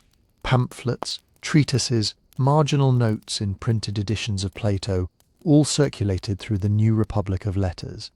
Educated readers from Lisbon to London could now form their own opinions. By the time European exploration had linked the Atlantic, the Indian, and, eventually, the Pacific into a single navigable world ocean, the mental category of lost lands had shifted. Once, Atlantis had floated at the edge of a flat, symbolic map, a philosophical elsewhere beyond the known. Now the edge kept moving, and with every voyage it became a little more plausible to think, if islands can be discovered, they can also disappear. In that sense, global exploration did something paradoxical. It reduced the unknown, but it also gave the unknown a more concrete shape. The more precisely people could chart what existed, the more room they felt to imagine what might once have existed in some unrecorded past. Into that widening space between evidence and imagination, the legend of Atlantis began to expand. No longer just a story tucked into a difficult dialogue, no longer just a moral example in a commentary. It was becoming a question. If Plato's island had been real, where would it fit on these new maps? Which coastlines, which ruins, which oral traditions might carry its echo? Those questions would drive the next chapter, an age of speculation in which scholars, mystics and adventurers all tried, in very different ways, to claim Atlantis as their own. By the 19th century, that question had seeped out of learned Latin and into the wider public. The old, slow chain of manuscripts had become printed books, magazines, lecture halls, parlours. Atlantis was no longer just a curious detail in Plato. It was a problem you could argue about over dinner. The timing was not an accident. In Europe and North America, the 19th century was an age of enormous confidence and enormous anxiety. Railways, telegraphs, steamships, factories, new machines were collapsing distances and reordering time. Scholars were piecing together deep geological ages and human prehistory. Darwin was about to publish on the origin of species. The biblical 6,000 years were quietly giving way to millions. People were learning that the world was older than they'd been told, and that countless human stories had played out before anyone had written a line of history. Into that widening gap between known history and deep time, Atlantis slipped very neatly. If Plato's island really had existed 9,000 years before Solon, that placed it far beyond the comfort zone of classical chronicles, but not beyond the imaginative reach of new geology and archaeology. Long enough ago to be mysterious, recent enough to feel human. So in this climate, a certain kind of thinker began to treat Atlantis not as allegory, not as maybe place, but as missing chapter. A real civilization with real cities, ships, laws, sciences. The mother of all later cultures, the most influential of these, was an American politician, an amateur scholar named Ignatius Donnelly. In 1882, Donnelly published a book with a title that summarized his ambition: Atlantis, the Antediluvian World. In his view, Atlantis was not just a lost island. It was the cradle of civilization before the flood, wiped out by catastrophe, its survivors scattering around the world. Donnelly was a diffusionist.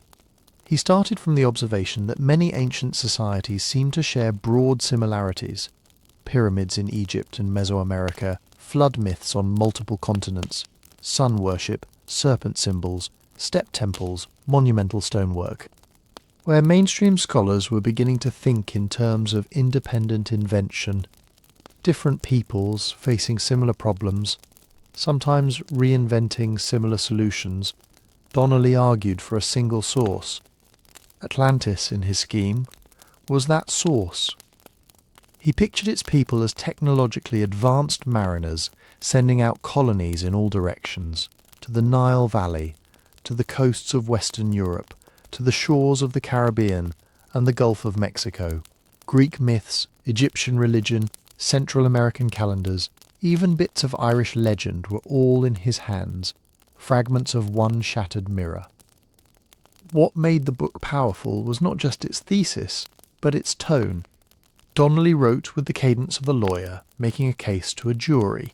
He assembled maps, quotations, etymologies, speculative reconstructions.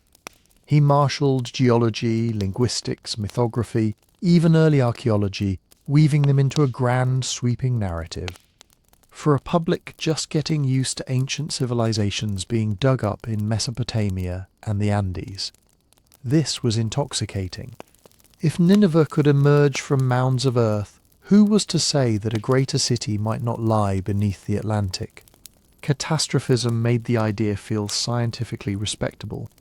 19th century geology had already entertained the notion of sudden, violent changes, earthquakes, floods, volcanic eruptions reshaping the landscape. Donnelly leaned into that. Plato's submerged island became, in his hands, the victim of a global cataclysm, remembered dimly in the biblical flood, in Mesopotamian epics, in legends from India to the Americas. There was comfort in a strange way in this kind of story. If all cultures shared a single origin, then the diversity that industrial empires were encountering could be folded back into a single human family tree. If civilization had risen high once before and fallen in a night, then the breakneck changes of the 19th century were not entirely unprecedented. They were the second act of a very old drama, but there was a problem at the heart of Donnelly's method, and of many theories that followed him. To build his case, he had to cherry-pick. He focused on resemblances that fit his pattern, and brushed aside differences that did not. A step pyramid here, a stepped platform there, a flood myth here, another one there. A word that sounded vaguely similar in two languages, that had no demonstrated historical relationship. If two myths both mentioned serpents, he treated them as echoes of one serpent cult. If two cultures both aligned structures to the solstices, he treated that as proof of shared origin, rather than as something people might independently discover if they watched the sun long enough. The danger of this approach is that the human brain is very good at finding patterns, even when nothing connects them. Given thousands of myths, rituals and runes to choose from, you can always pluck out a handful that seem to fit your preferred story. Meanwhile, archaeology was changing. In Donnelly's day, excavation was often more treasure hunt than science. But as the 19th century shaded into the 20th, methods stiffened. Stratigraphy, radiocarbon dating, comparative typology, careful recording of context, all of these began to impose discipline. Instead of asking, "What does this ruin remind me of?" archaeologists increasingly asked, "What can we say about this site based on its layers, its materials, its neighbours, its dates?" Atlantis did not fare well under those stricter rules. There was no consistent layer of shared Atlantean artefacts on multiple continents. No ancient inscriptions describing a single lost homeland that matched Plato's account in detail. The similarities Donnelly had pointed to could be better explained by convergent development. Independent societies, solving similar problems with the tools at hand. But by then, the popular image of Atlantis as a global mother civilization had taken root. Donnelly's book sold widely. It influenced theosophical writings, occult traditions, early science fiction, even fringe racial theories. Later authors added their own layers: psychic revelations, crystal technologies, space visitors, underwater ruins glimpsed in dreams. Pseudo-scientific claims began to orbit the word Atlantis almost automatically. The island became a catch-all explanation for any unsolved mystery. Odd stonework, out-of-place artifacts, gaps in the record, inconvenient evidence. If mainstream scholarship did not yet have an answer, Atlantis could be summoned as a placeholder. It is easy, from a modern perspective, to dismiss all of this with a shrug, to laugh at the wilder theories, to treat Atlantis as shorthand for crackpot. But it is more useful and kinder to ourselves to see it as a case study in how humans handle the unknown. When evidence is partial and the desire for meaning is strong, sweeping stories are tempting. They offer a sense of completeness. They make scattered data points feel like parts of a grand design. So how do we navigate this without either embracing every claim or mocking everything that falls outside the current consensus? One quiet approach is to adopt a simple framework. Whenever you encounter a bold Atlantis theory, ancient astronauts, forgotten super science, global empires, ask 3 questions. First, what is the strongest, independently verifiable evidence? Not associations, not "this looks like that," but things you can date, measure and test. Second, how does this explanation compare to simpler ones? If 2 cultures both build pyramids, is a lost super-civilization required, or can geometry, gravity, and the desire to pile stones up toward the sky account for it? Third, does the claim make risky predictions that could be wrong? A good hypothesis sticks its neck out. It says, if this is true, we should find X in this layer, in this region, from this time period. Then you can check. Using those questions does not mean closing the door on wonder. It means keeping wonder and curiosity anchored to the ground, where new discoveries can actually change your mind. In that space between skepticism and open-mouthed belief, the story of Atlantis becomes more interesting, not less. It shifts from being a ready-made answer to being a lens on how we build answers at all. And with that lens in hand, we can turn back from Donnelly's global Atlantis to something narrower, but far better supported by evidence. Real Bronze Age cultures that lived on real islands, built real palaces, and endured real catastrophes, including one in the Aegean, where ash and broken walls still tell the story of a day when fire and sea remade the world. If you sail southeast from mainland Greece, across that broken scatter of islands, you reach Crete. Long before Plato, long before classical Athens, this was the seat of one of the Mediterranean's first great sea powers. We call them the Minoans. They did not leave us long historical texts like the Egyptians or the Mesopotamians. Their main script, Linear A, is still undeciphered. But they left something just as eloquent: their cities. On Crete, archaeologists have uncovered sprawling palace complexes at places like Knossos, Phaistos, Malea, and Kato-Zakros. These were not crude fortresses. They were intricate labyrinths of rooms and corridors, storerooms and workshops, paved courtyards and staircases, walls painted with vivid frescoes, leaping dolphins, lilies, spirals of waves, women in flounced skirts, bull leapers vaulting over charging animals.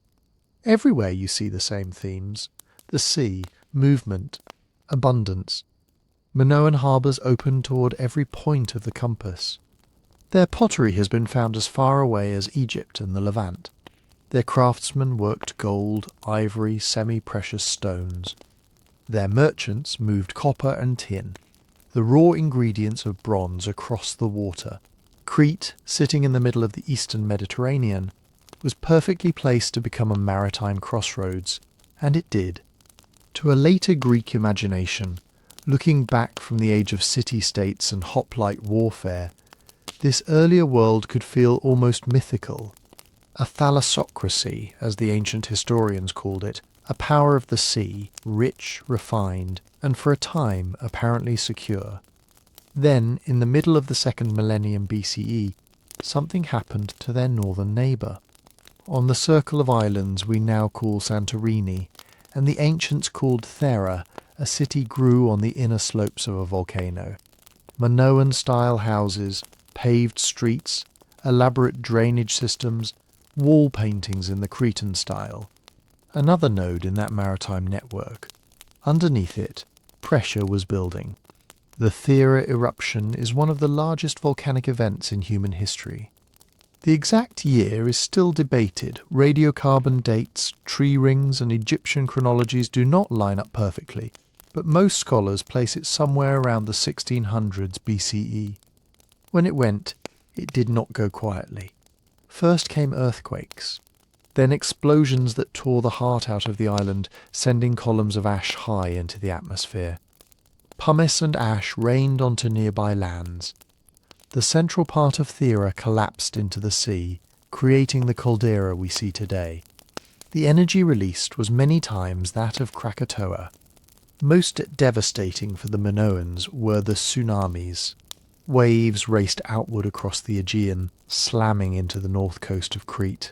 Harbours, ships, coastal settlements, everything low-lying along those shores would have been hammered. Even sites farther inland felt the ash and the atmospheric effects. Agriculture, already delicately balanced on Mediterranean rainfall, would have suffered from years of disrupted seasons. It was not an instant, total annihilation. Crete did not sink. Many inland palaces continued to function for some time after. But the shock was enormous, and the wider region felt it. Here is where minds begin to drift toward Plato, a prosperous island culture that lives by the sea. A sudden catastrophe linked to earthquakes and flooding. A civilization that not long afterward weakens and is eventually overtaken by others. The temptation to draw a line from Minoan Crete and Thera straight to Atlantis is strong. You can see why this became the most popular real-world candidate once serious archaeology got underway in the Aegean. For the first time, people had an actual Bronze Age maritime culture, obliterated harbours, ash layers, tsunami deposits, a natural catastrophe, not just on paper, but in the rocks. There are undeniably parallels. Minoan power seems to crest and falter in the centuries after the eruption. Mycenaean Greeks from the mainland appear in the record, taking over sites, adopting and adapting Minoan styles. Trade networks reorganise. What had been a Cretan-centred world becomes something else. A great sea power, humbled by disaster and invasion, half-remembered centuries later as a once mighty island kingdom destroyed in a night. It is an evocative picture, but the fit is not exact. Plato puts Atlantis beyond the Pillars of Heracles, by which Greeks of his time almost always meant the Strait of Gibraltar, the neck between the Mediterranean and the Atlantic. Crete and Thera lie well inside those pillars, deep in the Aegean, in thoroughly familiar waters. His Atlantean plain is described as a vast flat expanse, ringed by mountains, with a series of circular harbours and artificial canals laid out on an almost geometric plan.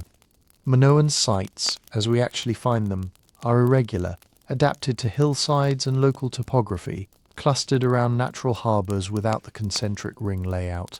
There is also the matter of time.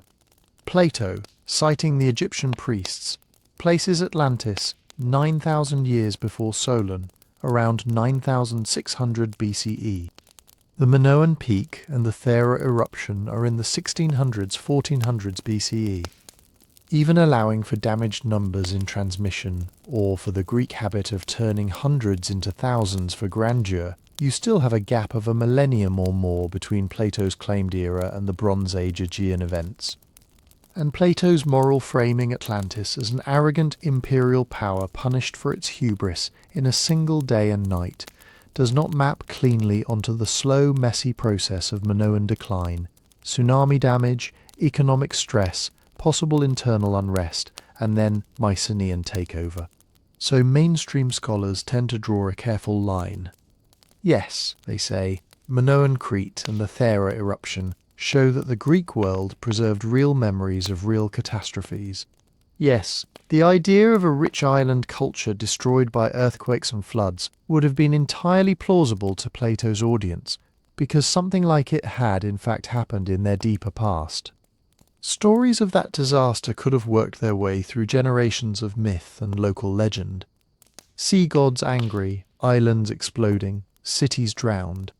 But no, the Minoans are not Atlantis in any straightforward, one-to-one sense. The geography is wrong, the dates are off, the details diverge. At most, Minoan Crete and Thera might have provided raw material, emotional colour, narrative elements, that Plato reworked for his own philosophical purposes. In that sense, this remains the most discussed naturalistic candidate, not because it neatly solves the riddle, but because it shows how the riddle might have been invented in the first place. Take a real disaster. Let it echo through oral tradition. Allow centuries of retelling to blur coastlines, stretch timelines, rearrange motives. By the time a philosopher in 4th century BCE Athens picks up the story, he is no longer dealing with a chronicle. He is holding a mythic shape, flexible enough to be moulded into a parable about virtue and decay. And yet, down beneath the layers of moralizing and allegory, there may still be a faint imprint of ash and broken harbours on a Cretan shore. If Atlantis is not Minoan Crete, the Minoans at least prove that the world Plato imagined, a sea-spanning culture living under the shadow of sudden ruin, was not entirely a dream. And once you accept that, you begin to look not just east toward the Aegean, but west, toward the broader seas beyond the Pillars, asking whether other islands, other coasts, might have fed into the story as well. When Plato says, beyond the Pillars of Heracles, Most ears in his time would have heard one place, the Strait of Gibraltar, two headlands facing each other across a narrow throat of water. On the European side, the Rock of Gibraltar. On the African side, Jebel Musa and the mountains around Ceuta. For Greek sailors pushing west along the North African coast, this was the edge of the familiar map. Beyond it, the Atlantic, the outer sea, wide, unpredictable, and for a long time rarely crossed. Heracles in myth had torn apart a mountain to make this passage. The pillars were the cliffs left behind. So when Plato situates Atlantis in front of or beyond those pillars, many later readers went straight to Gibraltar and started looking outward. If there was once a powerful maritime culture out there, they reasoned, it ought to have left traces along the coasts close by. And on the Iberian side of that strait, there is a tantalizing name that surfaces in Greek and Roman texts, Tartessos. We do not know exactly where Tartessos was. Most scholars place it somewhere in the lower Guadalquivir Valley, in what is now southwestern Spain, near modern Seville, and the marshes that open toward the Atlantic. Greek writers describe a wealthy kingdom at the far west, rich in silver, copper, and tin. They speak of a river, also called Tartessos, and a king named Argontonios, literally Mr. Silver. By the early first millennium BCE, Phoenician traders from the Levant were sailing regularly through Gibraltar, up the Spanish and Portuguese coasts, around to the Atlantic side.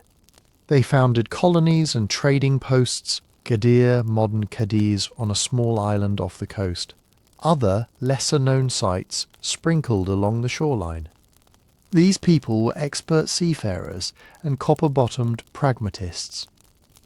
They went where the metals were. In Iberia, they tapped into rich ore deposits and existing local networks. The result was a cluster of coastal centres where local elites and Phoenician merchants mixed, sharing goods, ideas, perhaps religious stories. To a Greek hearing travellers' tales in a port tavern in Athens or Corinth, all of this could blur into a single image, a fabulously rich, far western land beyond the pillars, where rivers shone with metal and kings possessed astonishing wealth. Tartessos, Gadir, unnamed indigenous polities over time, they grow hazy and legendary. That is the solid core, a real region, real trade, real coastal towns whose prosperity depended on exactly the things Plato gives his Atlanteans: metals, seafaring, contact between worlds. Then there is the layer of landscape itself. At the end of the last ice age, sea levels worldwide were far lower than today. As the great ice sheets melted, the oceans rose by more than 100 metres, flooding continental shelves, pushing shorelines inland. The Atlantic coast of Iberia and North Africa was no exception. River valleys widened into estuaries, low-lying plains became bays and marshes. In the last few thousand years, the rise has been much smaller, but shorelines continue to shift. Deltas grow and sink. Barrier islands move. Coastal lagoons silt up. The Guadalquivir Valley in particular has seen large areas transition from dry land to marsh and shallow water. Ancient harbours now lie buried under sediments or tucked behind mudflats. All of this makes for evocative talk of sunken lands, and there are indeed submerged archaeological sites and paleolandscapes on the Atlantic shelf. Prehistoric camps, drowned river channels, former coastlines. But the picture is more modest than some popular accounts suggest. We are mostly dealing with gradual flooding, not whole cities sliding into the ocean in a single night. Fishing villages, perhaps early harbours, low-lying fields and shrines. Pieces of human life nibbled away as the sea adjusted to a post-glacial world. Plato also mentions that after Atlantis sank, the sea where it had been became impassable and impenetrable, choked with mud. That line has drawn attention to places where large rivers meet the Atlantic, the Guadalquivir, the Tagus near Lisbon, the great Moroccan and Algerian rivers on the African side. River mouths are messy, They dump sediments into the sea, creating shallow banks, sandbars, turbid water. Ancient sailors without modern charts would have found these zones tricky. Hidden shoals, shifting channels, waters that looked almost solid with suspended silt. It is not hard to imagine a storyteller describing such places as muddy seas, especially if they were tied to memories of earthquakes or coastal subsidence. And earthquakes are very much part of this region's story. The boundary between the African and Eurasian plates runs under the western Mediterranean and the eastern Atlantic. The Iberian and North African coasts have been shaken repeatedly over historical time. The Lisbon earthquake of 1755, centred out in the Atlantic but devastating on land, sent tsunamis across the ocean, flattened parts of Portugal, and was felt as far away as North Africa and the British Isles.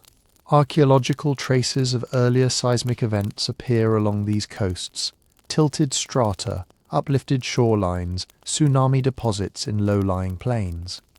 Some Bronze and Iron Age settlements show signs of abrupt destruction by quake or wave. So in the zone around Gibraltar, we have a real mixture: busy maritime trade and wealthy ports. A half-mythical Western kingdom remembered for its metals. Dynamic, shifting coastlines where lands have drowned and rivers have wandered. Turbid, sediment-heavy waters off major estuaries. And a history of earthquakes and tsunamis capable of terrifying any society that lived through them. This is the raw material that makes the Gibraltar-Iberia region a perennial favourite for those looking for an Atlantis with its feet in actual geography. But then we hit the limits of what the ground will give us. So far, there are no excavated ruins off these coasts that match Plato's detailed description. The great concentric ringed city, the perfectly flat rectangular plain, the monumental canal works laid out to strict dimensions. There are settlements, some substantial, some disrupted by flood or quake, but nothing that steps cleanly out of the text. The stories about Tartessos are late, fragmentary, and already tinged with legend by the time Greek authors record them. The Phoenician presence is clear in material culture, but their own writings from Iberia are sparse. Much of what gets said about lost cities in the marshes or under the Atlantic surf is hypothesis layered on hypothesis, geophysical anomalies, ambiguous structures, speculative identifications. What this region can explain is the plausibility framework. It shows how Greek and later Mediterranean imaginations were, in fact, stocked with images of the far west as a place of metals, harbours, and occasional disaster. It provides realistic sources for ideas about lands beyond the pillars, about muddy, dangerous seas, about coasts shaken and reshaped by earthquakes. What it cannot provide, at least with current evidence, is the specific engineered utopia Plato lays out. The grids of canals, the exact measurements, the moralised rise and fall of a single arrogant empire destroyed all at once.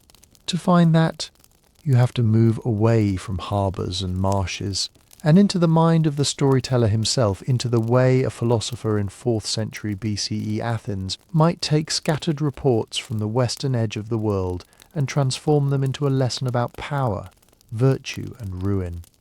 When you step back from all the proposed locations and clever reconstructions, one thing becomes hard to miss. Atlantis behaves less like an archaeological site and more like a moral fable. Plato doesn't just give you a city, he gives you a diagnosis. A society that begins virtuous and disciplined grows rich and powerful, then slowly forgets why it prospered in the first place. The rulers become soft. The citizens fall in love with luxury. The empire turns outward, more tribute, more land, more display. The inner core rots while the outer shell shines brighter than ever. And then, suddenly, it's gone. You can hear the warning built into that art: hubris, empire and decline. It's the same pattern Greek audiences knew from their own stories: Troy, Thebes, even hints of it in Athens itself after the Persian Wars. It's the pattern Roman writers would later see in their own history. It's the pattern every empire fears but can't quite resist reenacting. So Atlantis keeps coming back because the problem it's talking about keeps coming back. Any time a society worries that it has grown too rich, too powerful, too arrogant, Atlantis becomes relevant again. It's a ready-made parable you can pick up and point at your own age.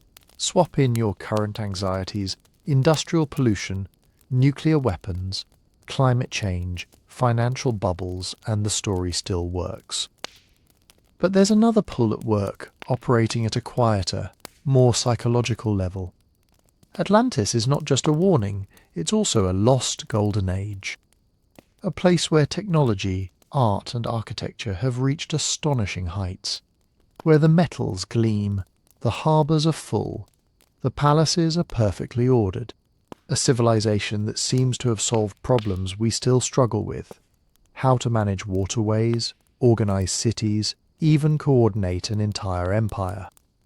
And it's all gone, swallowed by the sea, leaving only rumours and a broken chain of memory. That combination, utopia plus catastrophe, is very powerful. It suggests that somewhere in the deep past, humans knew more than we do now. That knowledge has been lost, not because it was wrong, but because the world is fragile and accidents happen. It implies that history is not a simple climb from primitive to advanced, but a jagged line where brilliant peaks have already come and gone. For anyone who feels out of place in the present, or dissatisfied with how things are organised, this is irresistible. You can imagine Atlantis as a kind of alternate timeline where people built things the right way, where wisdom and power briefly lined up. And if that was once possible, maybe the traces are still out there, waiting to be recovered. That's where the idea of hidden knowledge slips in. Across the centuries, Atlantis has been picked up by people who want to believe there is a secret thread running under history. Renaissance magicians, 19th century spiritualists, 20th century occult societies, New Age writers, they all find in Atlantis a container for the teachings they feel have been suppressed or forgotten. Sometimes it's mystical science. Sometimes it's ancient electricity or crystal technology. Sometimes it's a spiritually enlightened society that fell not because it was wicked, but because the cosmos moved into a darker age. In each case, Atlantis becomes a backstage room of history where special truths were once stored, and might be recovered by the right techniques, the right initiation, the right reading of the signs. Modern fiction and film pick up the same themes, rinsed free of dogma and turned into adventure. Atlantis becomes a lost super city under the ocean, a high-tech civilization that vanished overnight, an alien base, a portal to other dimensions. You see it in children's cartoons, in big-budget movies, in video games. The details change, but the functions remain. Atlantis is the place where the world used to be more marvellous, where the everyday was saturated with wonder, and where something went terribly wrong. It's also the perfect playground for what you might call the search impulse. Humans like maps with blank spots on them. We like the feeling that there are still places the satellites haven't fully named, that the seabed conceals shapes we haven't yet traced. Atlantis, by definition, lives right on that edge. So we get hand-drawn charts with hypothetical islands sketched onto the Atlantic. Sonar sweeps of the ocean floor looking for resemblance to concentric rings. Satellite images of the Sahara or the Caribbean, with every circular depression or rectilinear outline flagged as possible Atlantean remains. Each anomaly becomes a seed for a new theory. The romance isn't really in the evidence. It's in the idea that one day a researcher will overlay the right map, filter the right scan, dive on the right ridge, and a drowned city will suddenly resolve out of background noise. Straight lines under sand, harbour walls on a drowned shelf, streets no eye has seen for 10,000 years. The odds, based on everything we know about sea level rise, tectonics and ancient engineering, are not kind to that hope. But the act of looking scratches a deep itch. It says there are still discoveries to be made. History is not finished. The world still has secrets.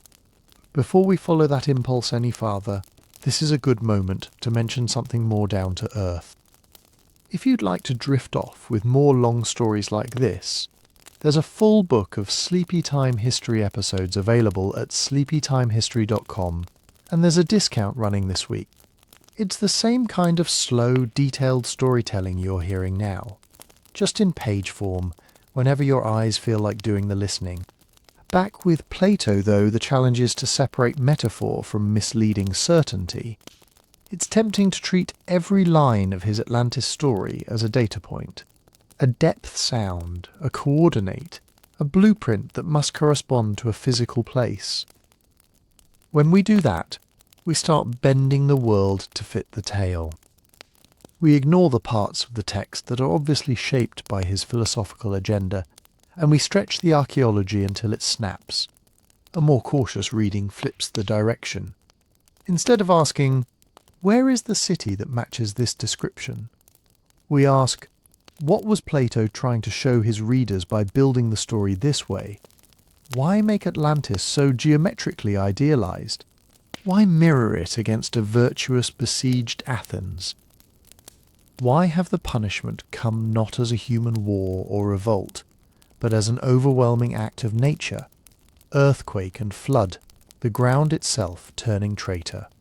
Those choices tell us more about Plato's anxieties than about Bronze Age geography.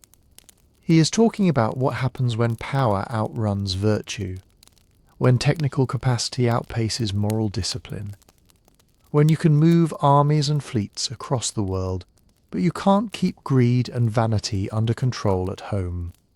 In that sense, the actual coordinates of Atlantis are almost beside the point. The legend keeps returning because every age finds itself somewhere on that curve, rising, cresting, or feeling the first tremors under its feet. The more closely we listen to Plato, the more the central question shifts. Not where did Atlantis stand, but what was he warning us about? And once you phrase it that way, you start to see why the story refuses to sink. So after all of this, what can we actually say without crossing the line from history into wishful thinking? The first piece is simple, and it's the one everything else hangs from. Atlantis lives inside two dialogues by Plato, the Timaeus and the Critias. That's its home address. There is no older, independent Atlantis archive hiding somewhere in Egyptian temples or Mesopotamian tablets or Bronze Age shipping logs. When later writers talk about Atlantis, they are either repeating Plato, arguing with Plato, or embroidering on Plato. Take him away, and the island disappears. The Egyptian priests in Sais who supposedly told Solon the story, we only meet them in Plato's text, the long chain of transmission, Egyptian temple, Athenian lawgiver, family tradition, philosopher, has no outside paperwork we can check. No inscription in hieroglyphs saying, here is the account of the great island that sank. No parallel narrative in some other Greek historian that doesn't ultimately trace back to him. That doesn't mean Plato invented every atom of it from nothing. It does mean that, for Atlantis, he is both the first and the main witness. When we talk about what Atlantis was, we're really talking about what Plato chose to write. From there, historians and classicists tend to converge on a cautious middle ground. At one extreme, you can read Atlantis as pure allegory, a made-up island, made-up war, made-up catastrophe, assembled with the care of a mathematician arranging a proof. A narrative machine designed to test big ideas about politics, virtue, and cosmic justice. At the other extreme, you can treat every detail as literal, the exact size of the plain, the concentric canals measured in stadia, the precise date 9,000 years before Solon. On that reading, Plato is basically functioning as a reporter, copying down an old historical file with minor philosophical commentary. Most scholars, especially the ones who spend their lives reading Greek texts and working with ancient timelines, drift towards something in between.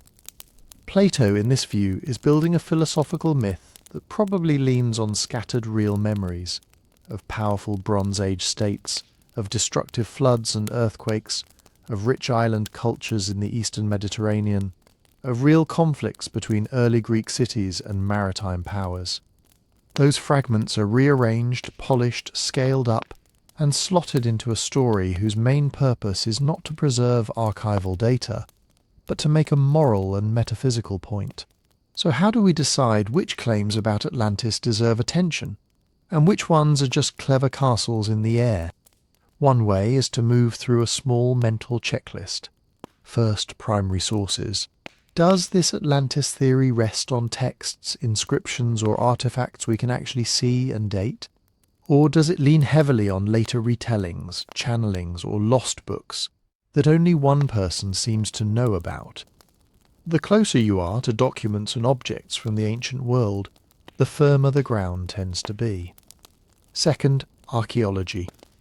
When someone points to a specific place, Santorini, southern Spain, a Caribbean shelf, what's in the soil?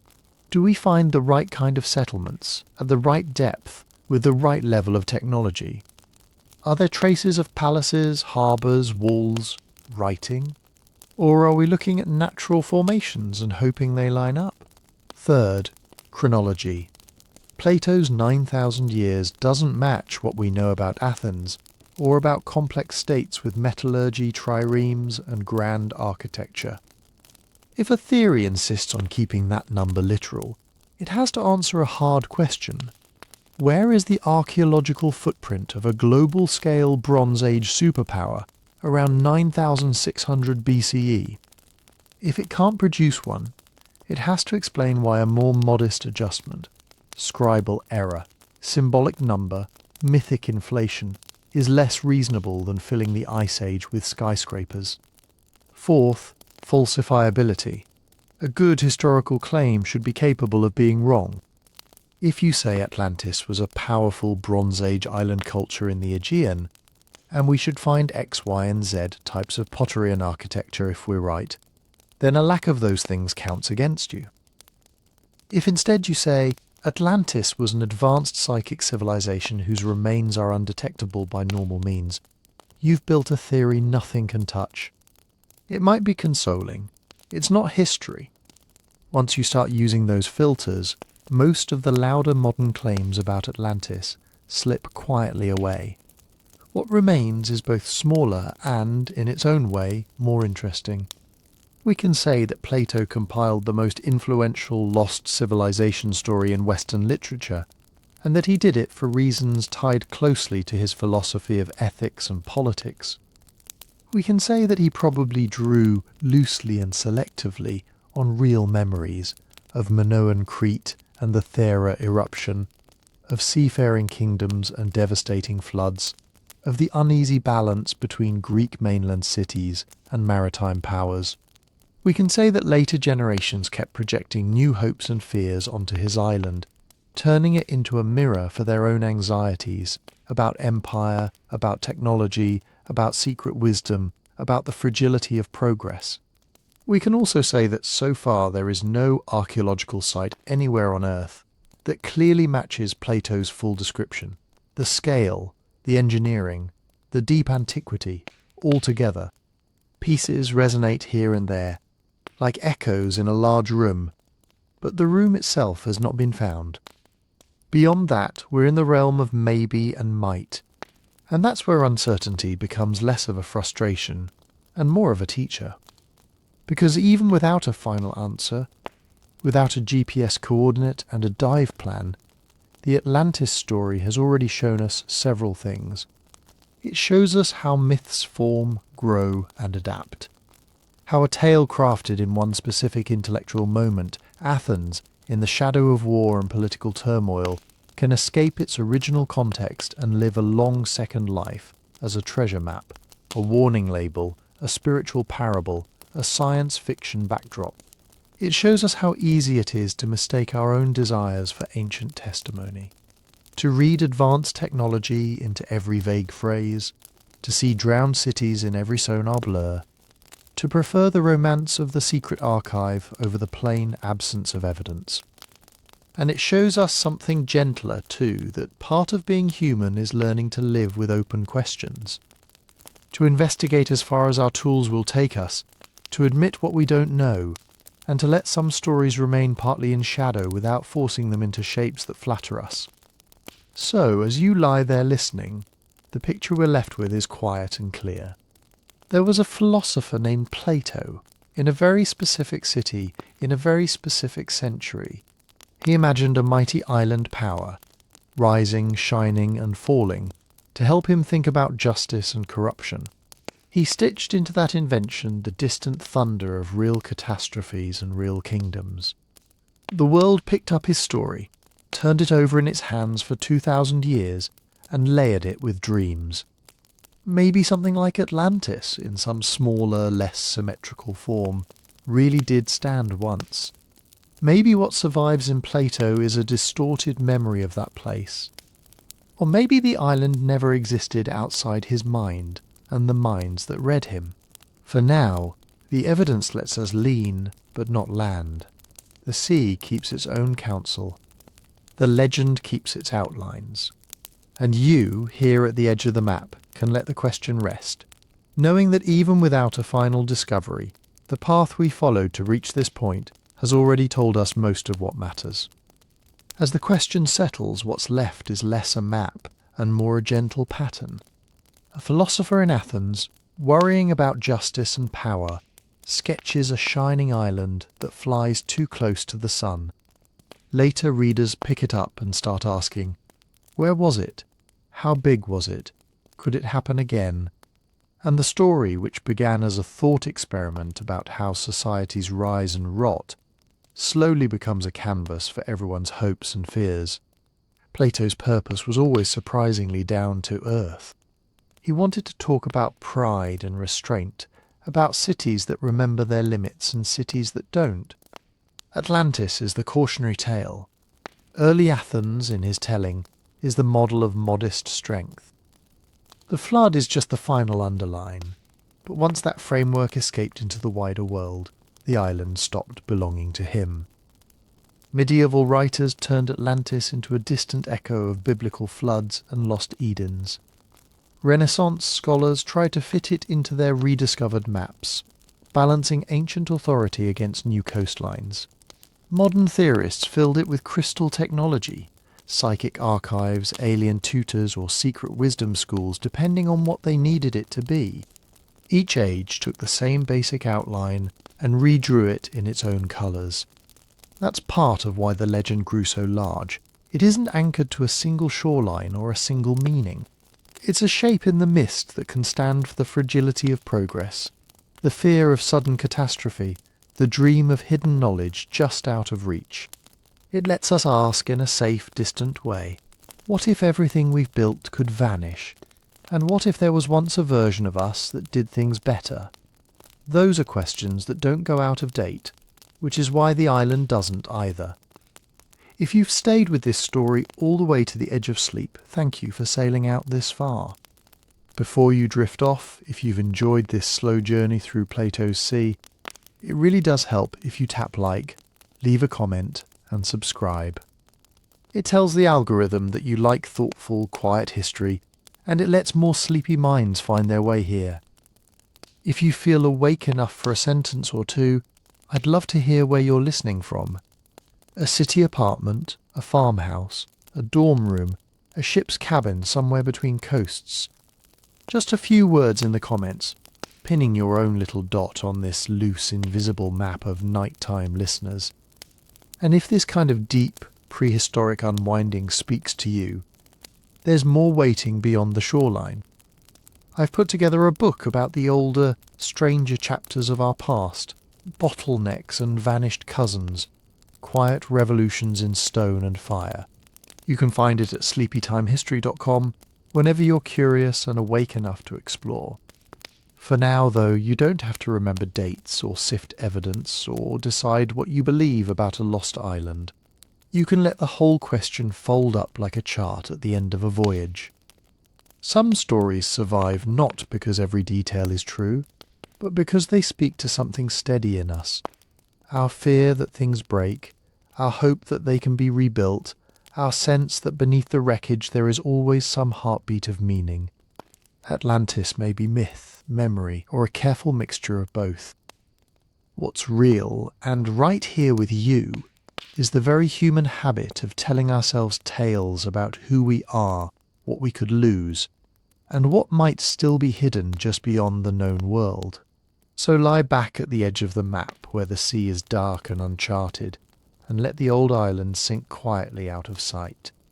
The waves will keep their secrets, the stars will keep their distance, and the story, like the tide, will still be there in the morning, waiting, whenever you feel like returning.